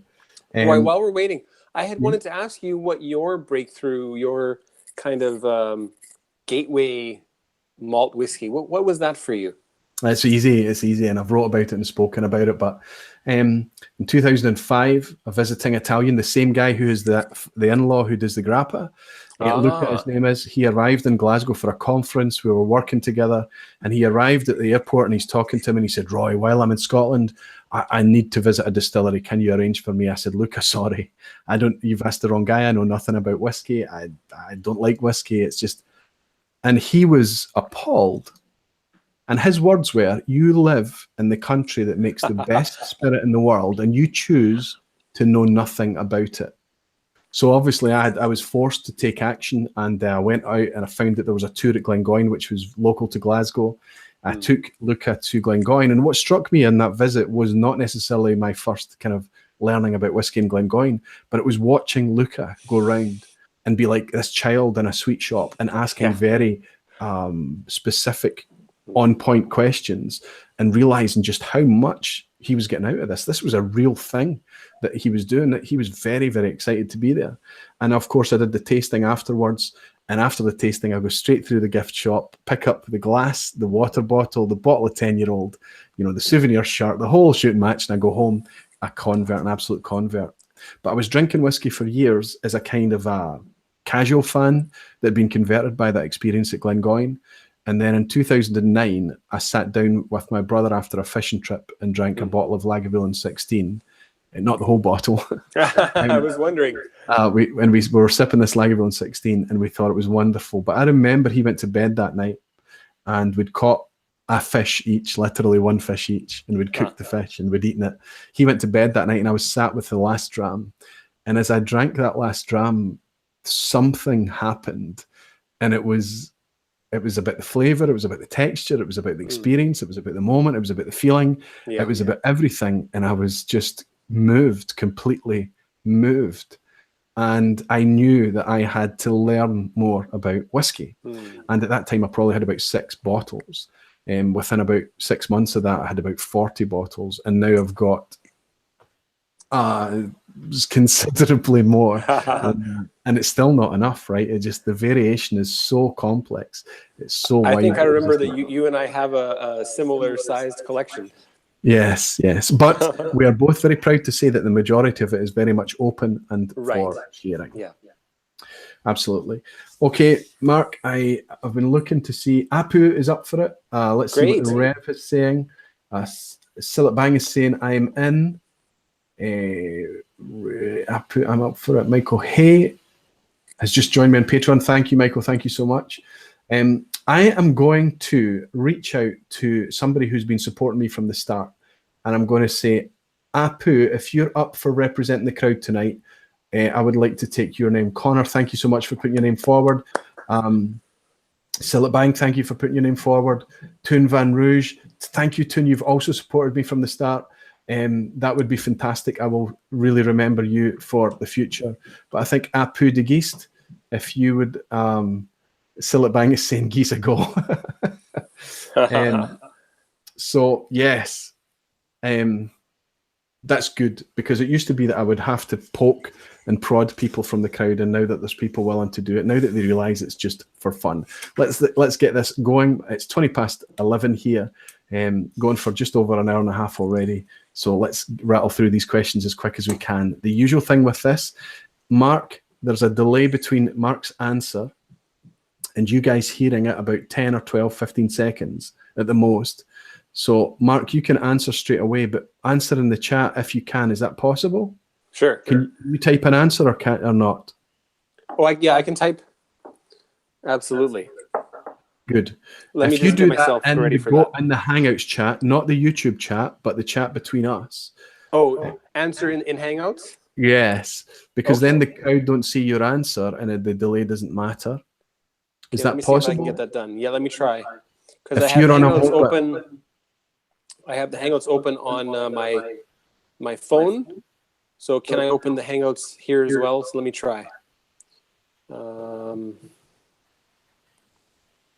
the email. Do you know what? Man.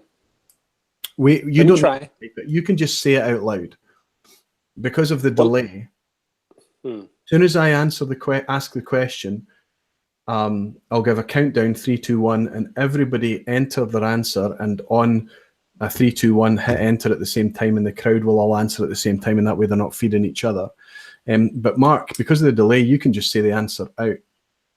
And it's going to, so I'll ask you for your answer. Is that okay? Okay. And you can just I'm worried if I join the call on my iPad, I'm worried that it's going to drop my image from the iPhone. No, and I understand I'm dealing with a specific scenario here, that you're traveling, you're on holiday in Canada. Thank you for joining me during your holiday, but it means that you don't have a laptop and a keyboard and things in front of you, so you can't do the traditional thing. Okay, we'll try it. We'll just wing it and see how it works out. Okay. So guys, I'll give you a 3, 2, 1 countdown in the crowd. And Mark, I'll ask you for your answer directly, okay?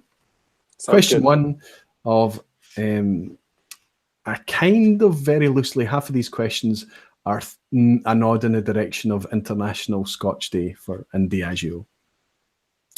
Which Scotch whisky blend released an expression originally through travel retail known as the Spice Road? Don't answer yet, Mark. And the crowd, answer 3, 2, 1, answer. Johnnie Walker. Johnnie Walker, absolutely right.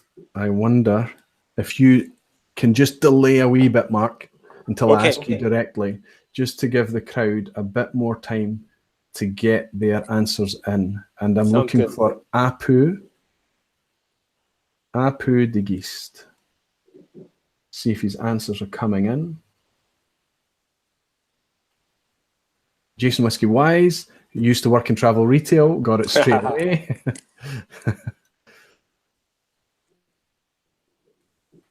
I've had that one. It's very nice.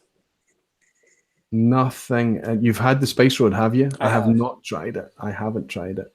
Everybody's answering Compass Box. Connor Strang has said Johnnie Walker. Everest has said Compass Box. Jason Kleshult has said Johnnie Walker. Jason Whiskey West saying, I love these quizzes, Aqvavitae. I often wonder. It seems to be quite a divisive thing, this quiz, but I enjoy doing it. And if we put it at the end of the show, it doesn't matter. I'm not seeing Apu giving any answer. I wonder if he's got a delay. He's saying he'll do his utmost best is the last comment I see from him. There he is. He's put in JW. It took a wee while to come through, but I tend to be lenient to my crowd. Is that okay? That's okay. Let's try and be a wee bit faster, and I'll ask Mark to just delay a wee bit longer. Question 2. That was quite an easy one anyway. I'm surprised how many people said Compass Box, actually. Question 2. Which distillery? Because they're thinking of Spice Tree. Spice Tree, right. Yeah, not Spice Roy, Road. Roy, can I interject for 1 second? Someone asked about Kleinlich 14. Is it chill filtered? You did. And so I just experimented, and I don't know if you can get a sense of this, but this is the Kleinlich 14 right here. Yes. Is that visible, that it's cloudy? Absolutely. Yeah. So I would say that that it is unchill filtered, but it'd be nice if they would tell us. Based on your scientific experimentation, you can tell that Clynleash is non-chill filtered. Fantastic. And it's kind of consistent with the bottling strength as well, right? Right. Okay, next. Okay. Question 2. Which distillery, Mark, and the crowd, is the largest producer of malt whiskey on Islay? By volume. This is by volume, not by value, not by expressions. This is the largest distillery on Islay by volume. Hold off, Mark. Crowd, Yep. answer in 3, 2, 1, go. And I'll ask you to hold off a wee bit. We've probably got about 8 seconds or so of a delay before that chat starts to reel in with the questions. Do you have an answer for me? Go ahead, tell me. The Can I biggest tell you? Islay. Yep. It's Kulila. Kulila. Mark says Kulila. Okay. And the chat is lighting up with the words Kulila, Kulila. Tom R. Fantastic, Tom. Good to see you, my friend, saying Kulila. Sillet Bang is answering Kulila. Diet Brewboy Roy is saying Kalila. Oliver Trewavas is saying Kalila. Jason Whiskey Wise, Kalila. Kelton Moose, Kalila. Everest, Kalila. Jean-Paul van der Hoven is saying Brooklady. No, nothing close. I suddenly wondered if it were Lefroy, though. Lefroy's a decent size, I think. I'm sticking with Kalila. Kalila is like 6.5 million litres or something. It's fairly huge. Connor is saying, having my first Diageo whiskey of International Scotch, a JW Blue Brora. Oh, good for you, Connor. Tell me that Brora version, did they do it at 40%? I imagine they probably did. Let's see. That's that Ghost Rare Johnny. That's right. Blue, right. That's right. Brora and Ghost. Kalila is 6.5 million litres, yeah. And Brooklady is 1.5 million. Well, let's see if my friend Apu has answered yet. Yep, he did. 528. He did. He just answered before Eric Waite. Kalila. Okay, good. Well done, Apu. I'm going to give you more time to type your answer so you can hit that enter even faster next time. Okay, question 3. Which of the following 3 distilleries is a malt distillery? So only one of the 3 ABCs that I'm going to read out to you is malt. The other 2 are not malt distilleries, okay? A, Invergordon, B, Port Dundas, or C, Rose Isle? Crowd, answer in 3, 2, 1, A, B, or C? A, Invergordon, B, Port Dundas, or C, Rose Isle? Mark, go ahead. Give me your answer, A, B, or C. It's C, Rose Isle. Do you know what? See, if I'd known it was going to be on tonight, I'd have made these questions trickier. Right, let's see what my friend is coming in with. Everybody's saying C. Tom is saying B. Unlucky Tom. Jez is saying C. Jason Whiskey Wise, C. Whiskey Throttle is saying Rose Isle. Toonban Rouge is saying B. And Toonban Rouge and Oliver B. Nope. Port Dundas is a closed grain distillery. A closed Glasgow grain distillery. Jason Kleshult is saying C, correct. Kilton Moose is saying C, correct. Connor, C. Well done, Connor.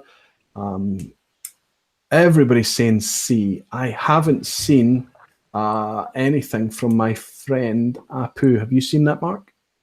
I have. Oh, there. Yeah, he finally did 531 after Everest.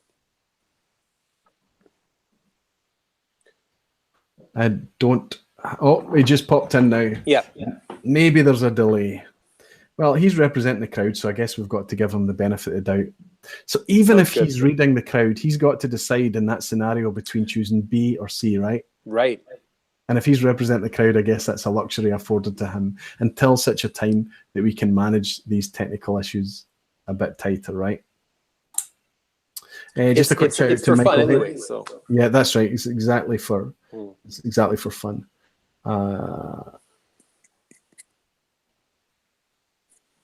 Okay. The Whiskey Rev has just thrown in a question, which is a good bonus question, actually. If we have a tie, which we may have, I'll use that at the end. Question 4. Mark from Whisky Whistle accidentally smashed a 12-year-old Kilkerran, while the Scotch test dummies accidentally smashed both a Balvenie 1509 and a Cragganmore 12-year-old. So these are whiskey tubers who are actively throwing whiskey around and smashing them around the place. I've lost your camera, Mark, so I don't know if you've kind of got into power saving mode or something, but I'm just getting audio from you now. I'm not getting your camera.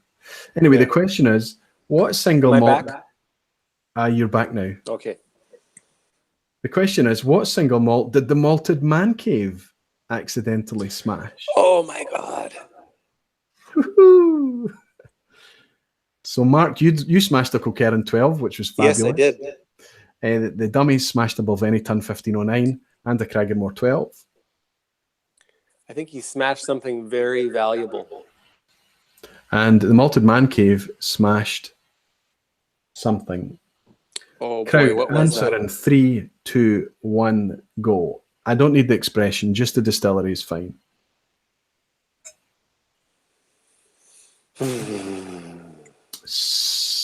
Mark, give me an answer. Oh my. Okay.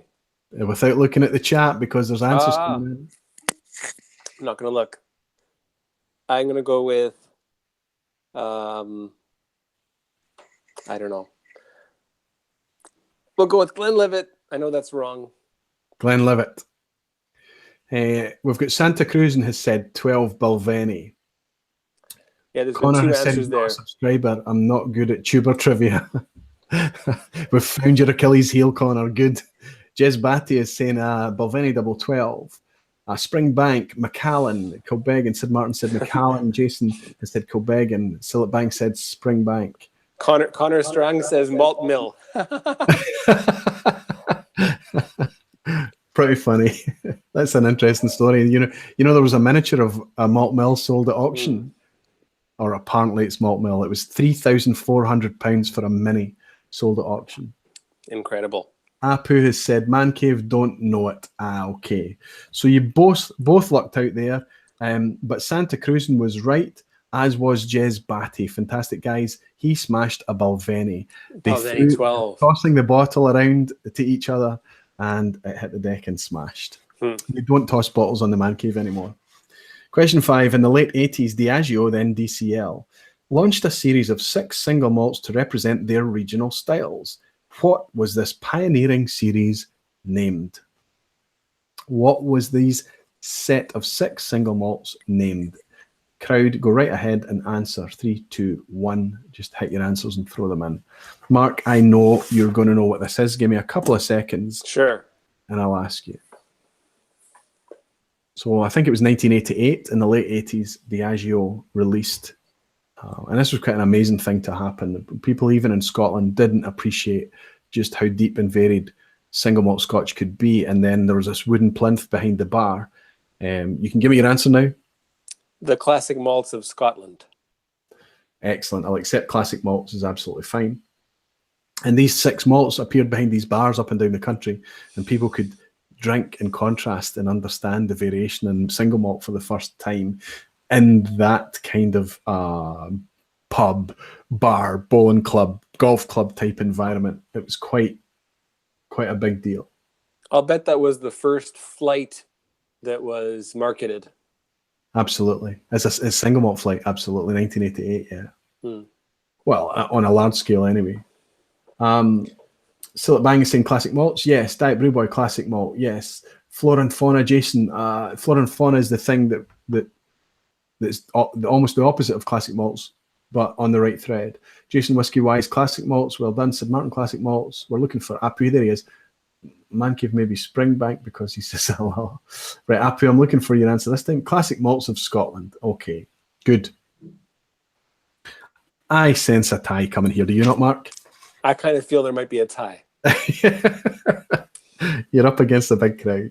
Which of the following distilleries, this is question 6, which of the following distilleries does not malt any of its own barley?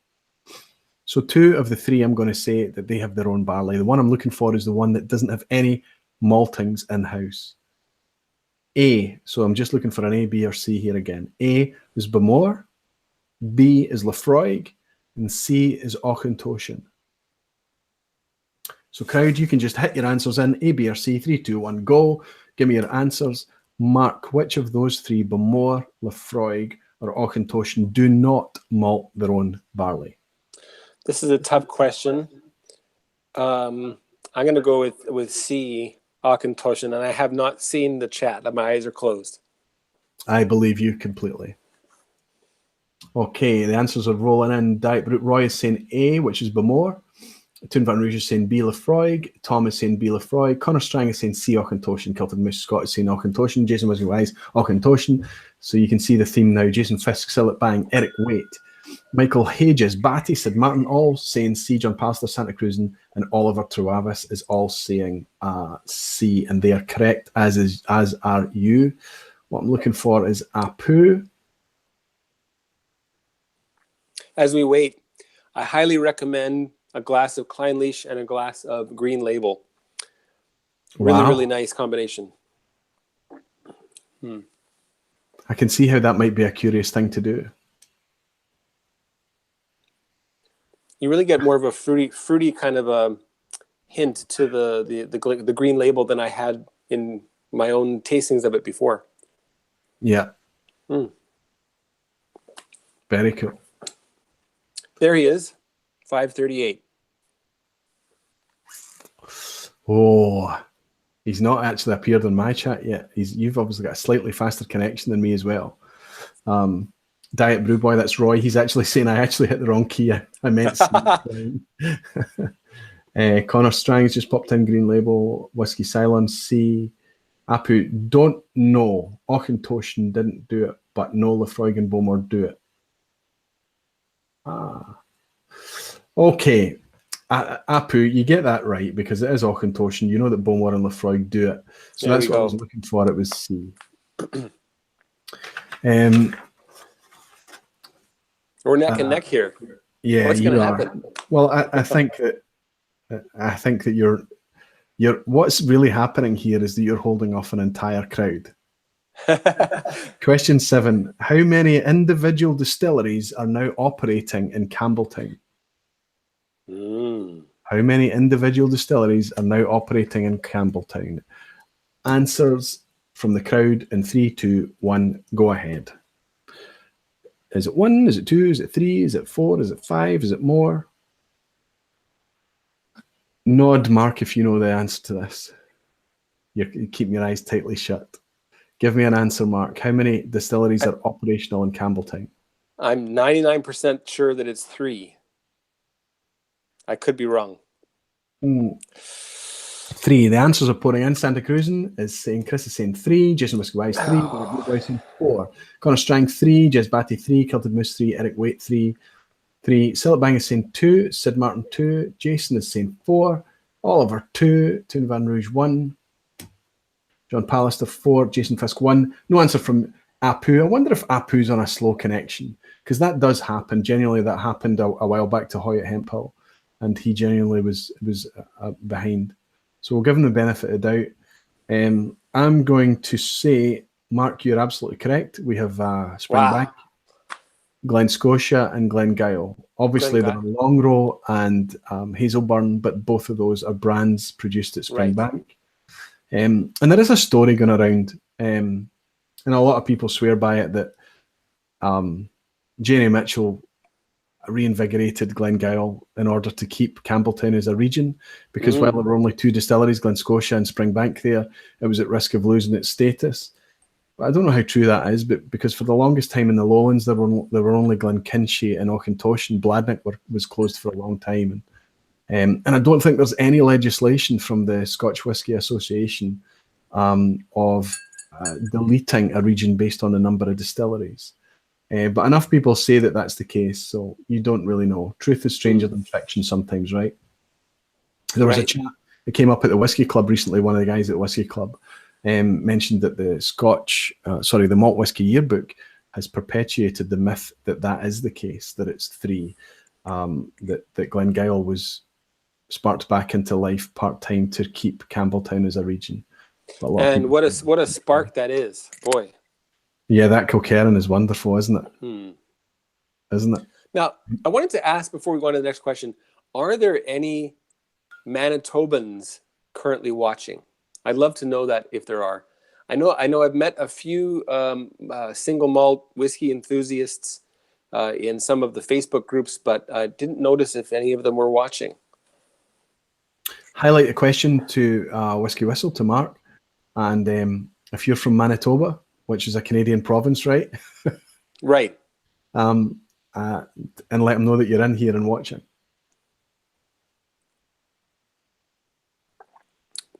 I have a feeling not. Okay, Jason Whisky Wise makes a point. He said Aqvavitae, it's because in the Lowlands they have single grain distilleries, and you have Girvan and a few others. That's true, because there's no grain distilleries in Campbelltown. So yeah, it could be true. Tom R. He says, is Manitoba a cousin to Manatee? Right, Apu has said 3 as well. So we've given you that, Apu. So you're still very much neck and neck, with only 3 questions to go. Question 8. Which distillery was formerly known as Cardow? So it's spelled Cardow, Cardow, and it was known as Cardow from probably the turn of the last century until about, I think, the 70s. Not exactly sure, but for like 70 or 80 years, the distillery that we now know as something else was known as Cardow. Crowd, please answer in 3. Oh my God. 1. Go ahead. I really only discovered this recently. I was not aware of this. This is a killer question. Yeah. This separates the men from the boys. I'm going to go with Cardew, which is the closest I can think that might be the case. I can see why you would say that, Cardew. Cardow Distillery. It was known as Cardow. And it's Connor Strang. Opening my eyes now. Cardew from Connor. Tom R. doesn't know. Cardew said Martin. Jean-Paul van der Hoven, Cardew. Everybody's saying Cardew. Yeah, right. Kilted Moose Scott is saying no idea. Toon is saying Tomatin. And Jason Whisky Wise is saying I can imagine it being Cardew. Cardew. Kevin Mayato. Welcome in, Kevin. That's a new name. Is saying Jura. James Hope is saying Nakandu. But we're looking for Apu again, who's probably genuinely just a bit. He's answered now, Cardew. He's answered Cardew. I have to tell you both that it's, yes, Cardew. Wow. I wondered if that would work as a double bluff. Your camera's disappeared again, Mark. I don't know. I can hear you clearly. Okay, question 9. as you're still neck and neck, and both of you have only dropped one question each.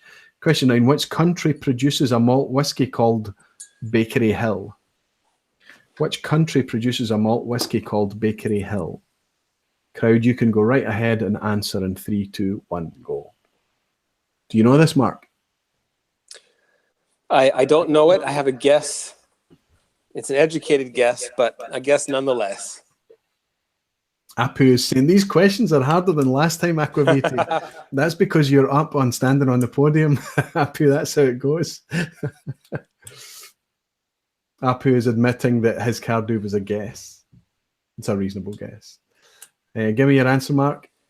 I'm going to go with Australia. Good guess. Okay, we've got them all piling in. D Drinkle, that's a new name. D Drinkle, welcome in. It's saying Australia. Kevin Mayato is saying perfect pronunciation. Roy, thank you very much, Kevin. Tom is saying Canada. Whiskey Throttle is saying USA. Silent Bang is saying Australia. Oliver is saying Australia. Santa Cruz doesn't know. Sid Martin, USA. Jez Batty is saying Australia. Diet Brew Boy, new one to him. Jason Whiskey Wise, Australia. Yes, it's Australia, but we're waiting on Apu's answer. Give me your answer, Apu. Come on. 8, 7, 6. Apu has said England. Uh-oh. That's your first trip up, Apu. England. Nope. Bakery Hill is an Australian distillery. So there's one to Mark. You've tripped up. So Apu, the best thing you can hope to do now on the last question is tie with our friend Mark. Question 10. I think Mark will get this. It's a Diageo flavoured question. Oh. Diageo sell 3 single malt whiskies branded as the Singleton. They are the Singleton of Duffton, the Singleton of Glenord, and the Singleton of which other? So there are 3 the Singletons. There used to be a Singleton of a Thrusk or a Thrusk or a Chroisk, however you want to pronounce it. But there is no more because it was deemed too difficult to pronounce. They named it Singleton of, and now there are 3. So we have the Singleton of Glenord. Just go ahead and answer, crowd. The Singleton of Duffton and one other. Mark, do you know? Yes. Answer. Answer is Glendillon. Okay. Connor is saying Glendullen. James is saying Glendullen. Jason Whiskey Wise, Glendullen. Singleton of. Jez is saying don't know. Tom R doesn't know. Jason Klesholt is saying I'm so nervous, Jason, I'm pronouncing your second name terribly wrong. Glendullen. Kilted Mush is saying yeah, I'm out. No problem, Scott. Toon Van Ries is saying Glendullen. Sid Martin is saying a Thrusk. Good guest, Sid. There used to be a Singleton of a Thrusk years ago. John Pallister, Glendullen. Whiskey Throttle, Glendullen. Santa Cruz. I think there's a lot of people answering the same as you. Apu De Geest is saying Glendullen. What is interesting is the spelling. Everybody's ending it in an EN instead of an AN, with the exception I can see is Jason Glendullen with an A. But it is. Eric says marzipan. Yeah. So you both get that right, which means, Mark, that you get a very impressive. Well, it doesn't impress me, if I'm honest. It's well, but you get. I'm very honored. Very, very good score. You mentioned that I was humble about that, but I really feel that I am, maybe just slightly further along in my learning about whiskey than a few of our fellow whiskey tubers. And I think that's only in terms of the factoids. And I don't know why my brain works that way. It always has, and I guess that's everybody has their strengths. I have lots of weaknesses, so I've got to balance that out, right? That's right. Well, I think that whatever you do, it's okay to go and share whiskey. It's okay to enthuse about it and get excited about it and bring content on YouTube that people can enjoy. And it's okay to admit that you're on a journey. You don't have to stand up and be an expert on everything. You don't have to be an expert about everything. But I think what you have to do, just as we want the whiskey industry to be, is be transparent. And if you're on a journey, admit that you're on a journey and admit that you don't know everything. but admit that you're enjoying and you want to share the experience. And that's kind of my get out clause, is that I want to say, look, I don't know everything about everything. And they joke that it's a 40-year apprenticeship in Scotch whisky before you can say you're an expert, right? And I'm nothing close to that. Congratulations to, what was his name again? Apu De Geest. Apu, congratulations. Good job. Amazing job with that.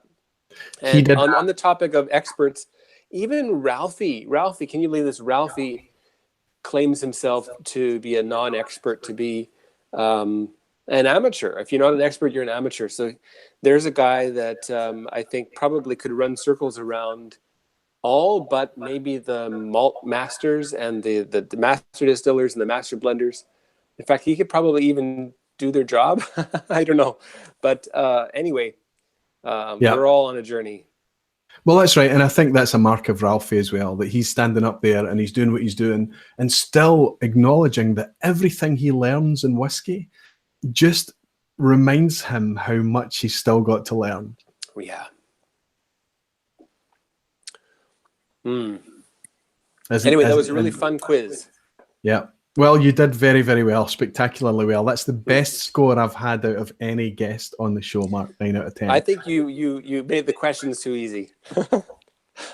I when I set those questions, I wasn't aware that you were. I mean, I knew that it was going to go out today, and I knew it was going to be International Scotch Day. I knew that some of the content had to be kind of Diageo orientated, and I came up with those questions. I like to put in a kind of whiskey tube questions in there just to throw it out, just to make people think about the community aspect and what we're actually doing here. But no, I never curate questions based on a guest. And I hope I never do. The integrity has to be strong. I'll believe you. And so, Mark, sorry to Keith. Keith, sorry, Malted Man Cave. I forgot that was the Balvenie 12-year-old. Anyway, let's stop breaking bottles. Apu has just come on and said, my name is actually Paul. Oh. So congratulations, Paul. Paul, good job. And I've got to say, the guys all often in. I can see so many of the usual crowd in tonight. It's wonderful to have them all here. There's a few new names in as well. When I glanced across, I noticed that we did get a particularly high. We've still got 74 watching now, even at this late stage. You're all wonderful people. It's a wonderful time to be into whiskey. It's a wonderful time to be enjoying it and consuming it on YouTube. Wouldn't you agree, Mark? I absolutely agree. I think the only thing that's sad is that prices are ticking upwards. So, we can't have it both ways. I know. We can't have popularity. We can't have enthusiasm and insight. Absolutely. Right. So I think what I want to say is, when you go to the liquor store and if you've found something that you like, just go back and get yourself even just one more or two more, because I guarantee you the price will go up within 6 months or a year, no matter what it is. So don't be shy. Don't think that it's bad to have a bit of a collection. It's not bad. It's a healthy thing. If it's meant for consumption, I don't even think maybe even collecting a whiskey as an art form, there could be some validity there for some people. Maybe not for you. Anyway, enjoy the whiskey. Grab yourself an extra one. Store it carefully, and you'll be able to at least cut a little bit of that cost that is coming to all of us. Well, I've got two things to say about collectors, right? And people that collect for the ornamental purpose. The first thing is, if I talk about whiskey connecting with your senses, your primary senses, that's how it smells, how it looks, how it tastes, how it makes you feel, how even it sounds, there is a sound to whiskey, right? So I talk about that and I evangelize about it a lot. But collectors, they are doing something that connects with their senses, a feeling, a satisfaction that they get from having this collection of things. So that's not a bad thing. And another thing that's good about collectors is if we didn't have collectors, you and I as enthusiasts wouldn't be able to rock up and taste so many expressions from the past if it wasn't for guys squirreling things away, right? Absolutely. What I do have a problem with is profiteering. People cynically queuing up, people buying up bulk loads, people that have capital as their advantage, buying it up and flipping it and being cynical about it. That's a shame, but that's down to us. That is not their fault. They're being opportunistic. We are the fools. If we buy into that, the problem lies at our feet, and it's an option. It's a choice. We can choose to get involved in that, or we can choose to find where better value lies. Absolutely. Okay, I'm just going to give a couple of shout outs. Before I do that, Mark, tell us, where do we find Mark Kaufman at Whisky Whistle? Well, you just said it. You can find me at the Ampersand Whisky Whistle on Ampersand, whatever that is. What is that called? Anyway, at Whisky Whistle on Twitter, on Instagram, on Facebook also. And you mentioned Patreon. I did open up a Patreon account as well. I haven't done much mention of it yet. Haven't made mention of it very often, so that you can look for that as well. And of course, the YouTube channel, that is the Center Whisky Whistle, and well, you'll find me at youtube.com/Whisky Whistle. So come and have a look and laugh at the old episodes. Enjoy the new ones. I think they're pretty well done. And there's some interesting changes afoot. So keep watching. There'll be some very exciting kind of, we'll call that skin changes happening very soon. Just a slight tweak. So that's going to be exciting. So you're thinking about upping your game. Fantastic. Absolutely. And also some live feeds. I've only done a couple of live feeds. I haven't really done that many. I want to think about what I can do on a live show to make something that's fun and interesting for the viewers. So that's, hopefully I'll create some sort of a script of what that's going to be like. So hopefully you'll see that soon. And Roy, I have to thank you so much. Thank you so much for having me on. It's been a real pleasure. For my couple of weeks here in Canada, I was hoping to be able to get on a live with a few of the other whiskey tubers like Whiskey in the Six, or Malted Man Cave, or Swami Suave at Malted in Montreal, Scotch for Dummies, Scotch Test Dummies. And it just didn't happen. I've got my 3 kids here. It's been crazy. I've been run off my feet by my daughters. It's been fun though. And especially tonight, being able to enjoy this couple of drams with you and your amazing viewership. Thanks everybody. Thank you again, Roy. It's been awesome. It's been an absolute pleasure for me. I never imagined that I could have you on the show because of the time difference, Mark. But that's, just happenstances let that happen. I'm very glad to have jumped on the opportunity to grab you while you're having your vacation in Canada. Thanks to your family as well for letting you have some time off to come and do this much earlier in your evening than it is in ours. I want to give a shout out to a friend of mine and a solid supporter, vrich3733. He's just given me a super chat donation. He's a wonderful guy. He's always in here. He's always about. He's on other social media channels as well. It's great to have him. He says, good show, Roy. Happy International Scotch Day, everyone. And I echo that, Virich. Thank you very much. Frank Harvey has said, another great stream. Frank, that's another new name. I think, I apologise if I've shouted you out before, but if not, you're welcome in here, Frank. Thank you very much for saying so. And the Whiskey Rev. You beat me to it. And my solid, ever solid sounding board, the Whiskey Rev. Some of you will be fortunate to happen across the Whiskey Rev one day. I know a lot of you are asking for me to have him in the stream one time. He's quite a canny soul. Maybe one day he'll do it. But if you really want to uncover the Whiskey Rev, rock up at Macallan, rock up at his place of work, and you'll find him there. He's a good guy. Thank you for looking after me again tonight, Rev. And thank you to everyone for joining in. Later on tonight, you've got the Scotch for Dummies doing their live stream. Those of you in the time zone, hang on for that. They always do a good show on Monday this week. I was very jealous. They had a very nice 21-year-old Port Ellen. Isn't that amazing? They've now been able to join the Port Ellen club. I don't know what they're going to be sipping on their live tonight, but I know they've got an ambassador in from Imparador or White Mackay, or I think it's specifically Jura. But they're going live later tonight. There's lots of stuff happening. Eric's going live on Sundays. Scotch test dummies go live on Sundays. I'm not sure if they've got one scheduled for this week. There's lots happening to keep you engaged and live. Thank you so much for your support, everybody. Thank you for your overwhelming Patreon support and your super chat, your donations. Again tonight, it's wonderful. Thank you all. Mark, thank you. You are a true gentleman, and it's Not a at all. pleasure to have had you on. The pleasure's mine. Everybody, until next time. Goodbye. Slàinte. Cheers.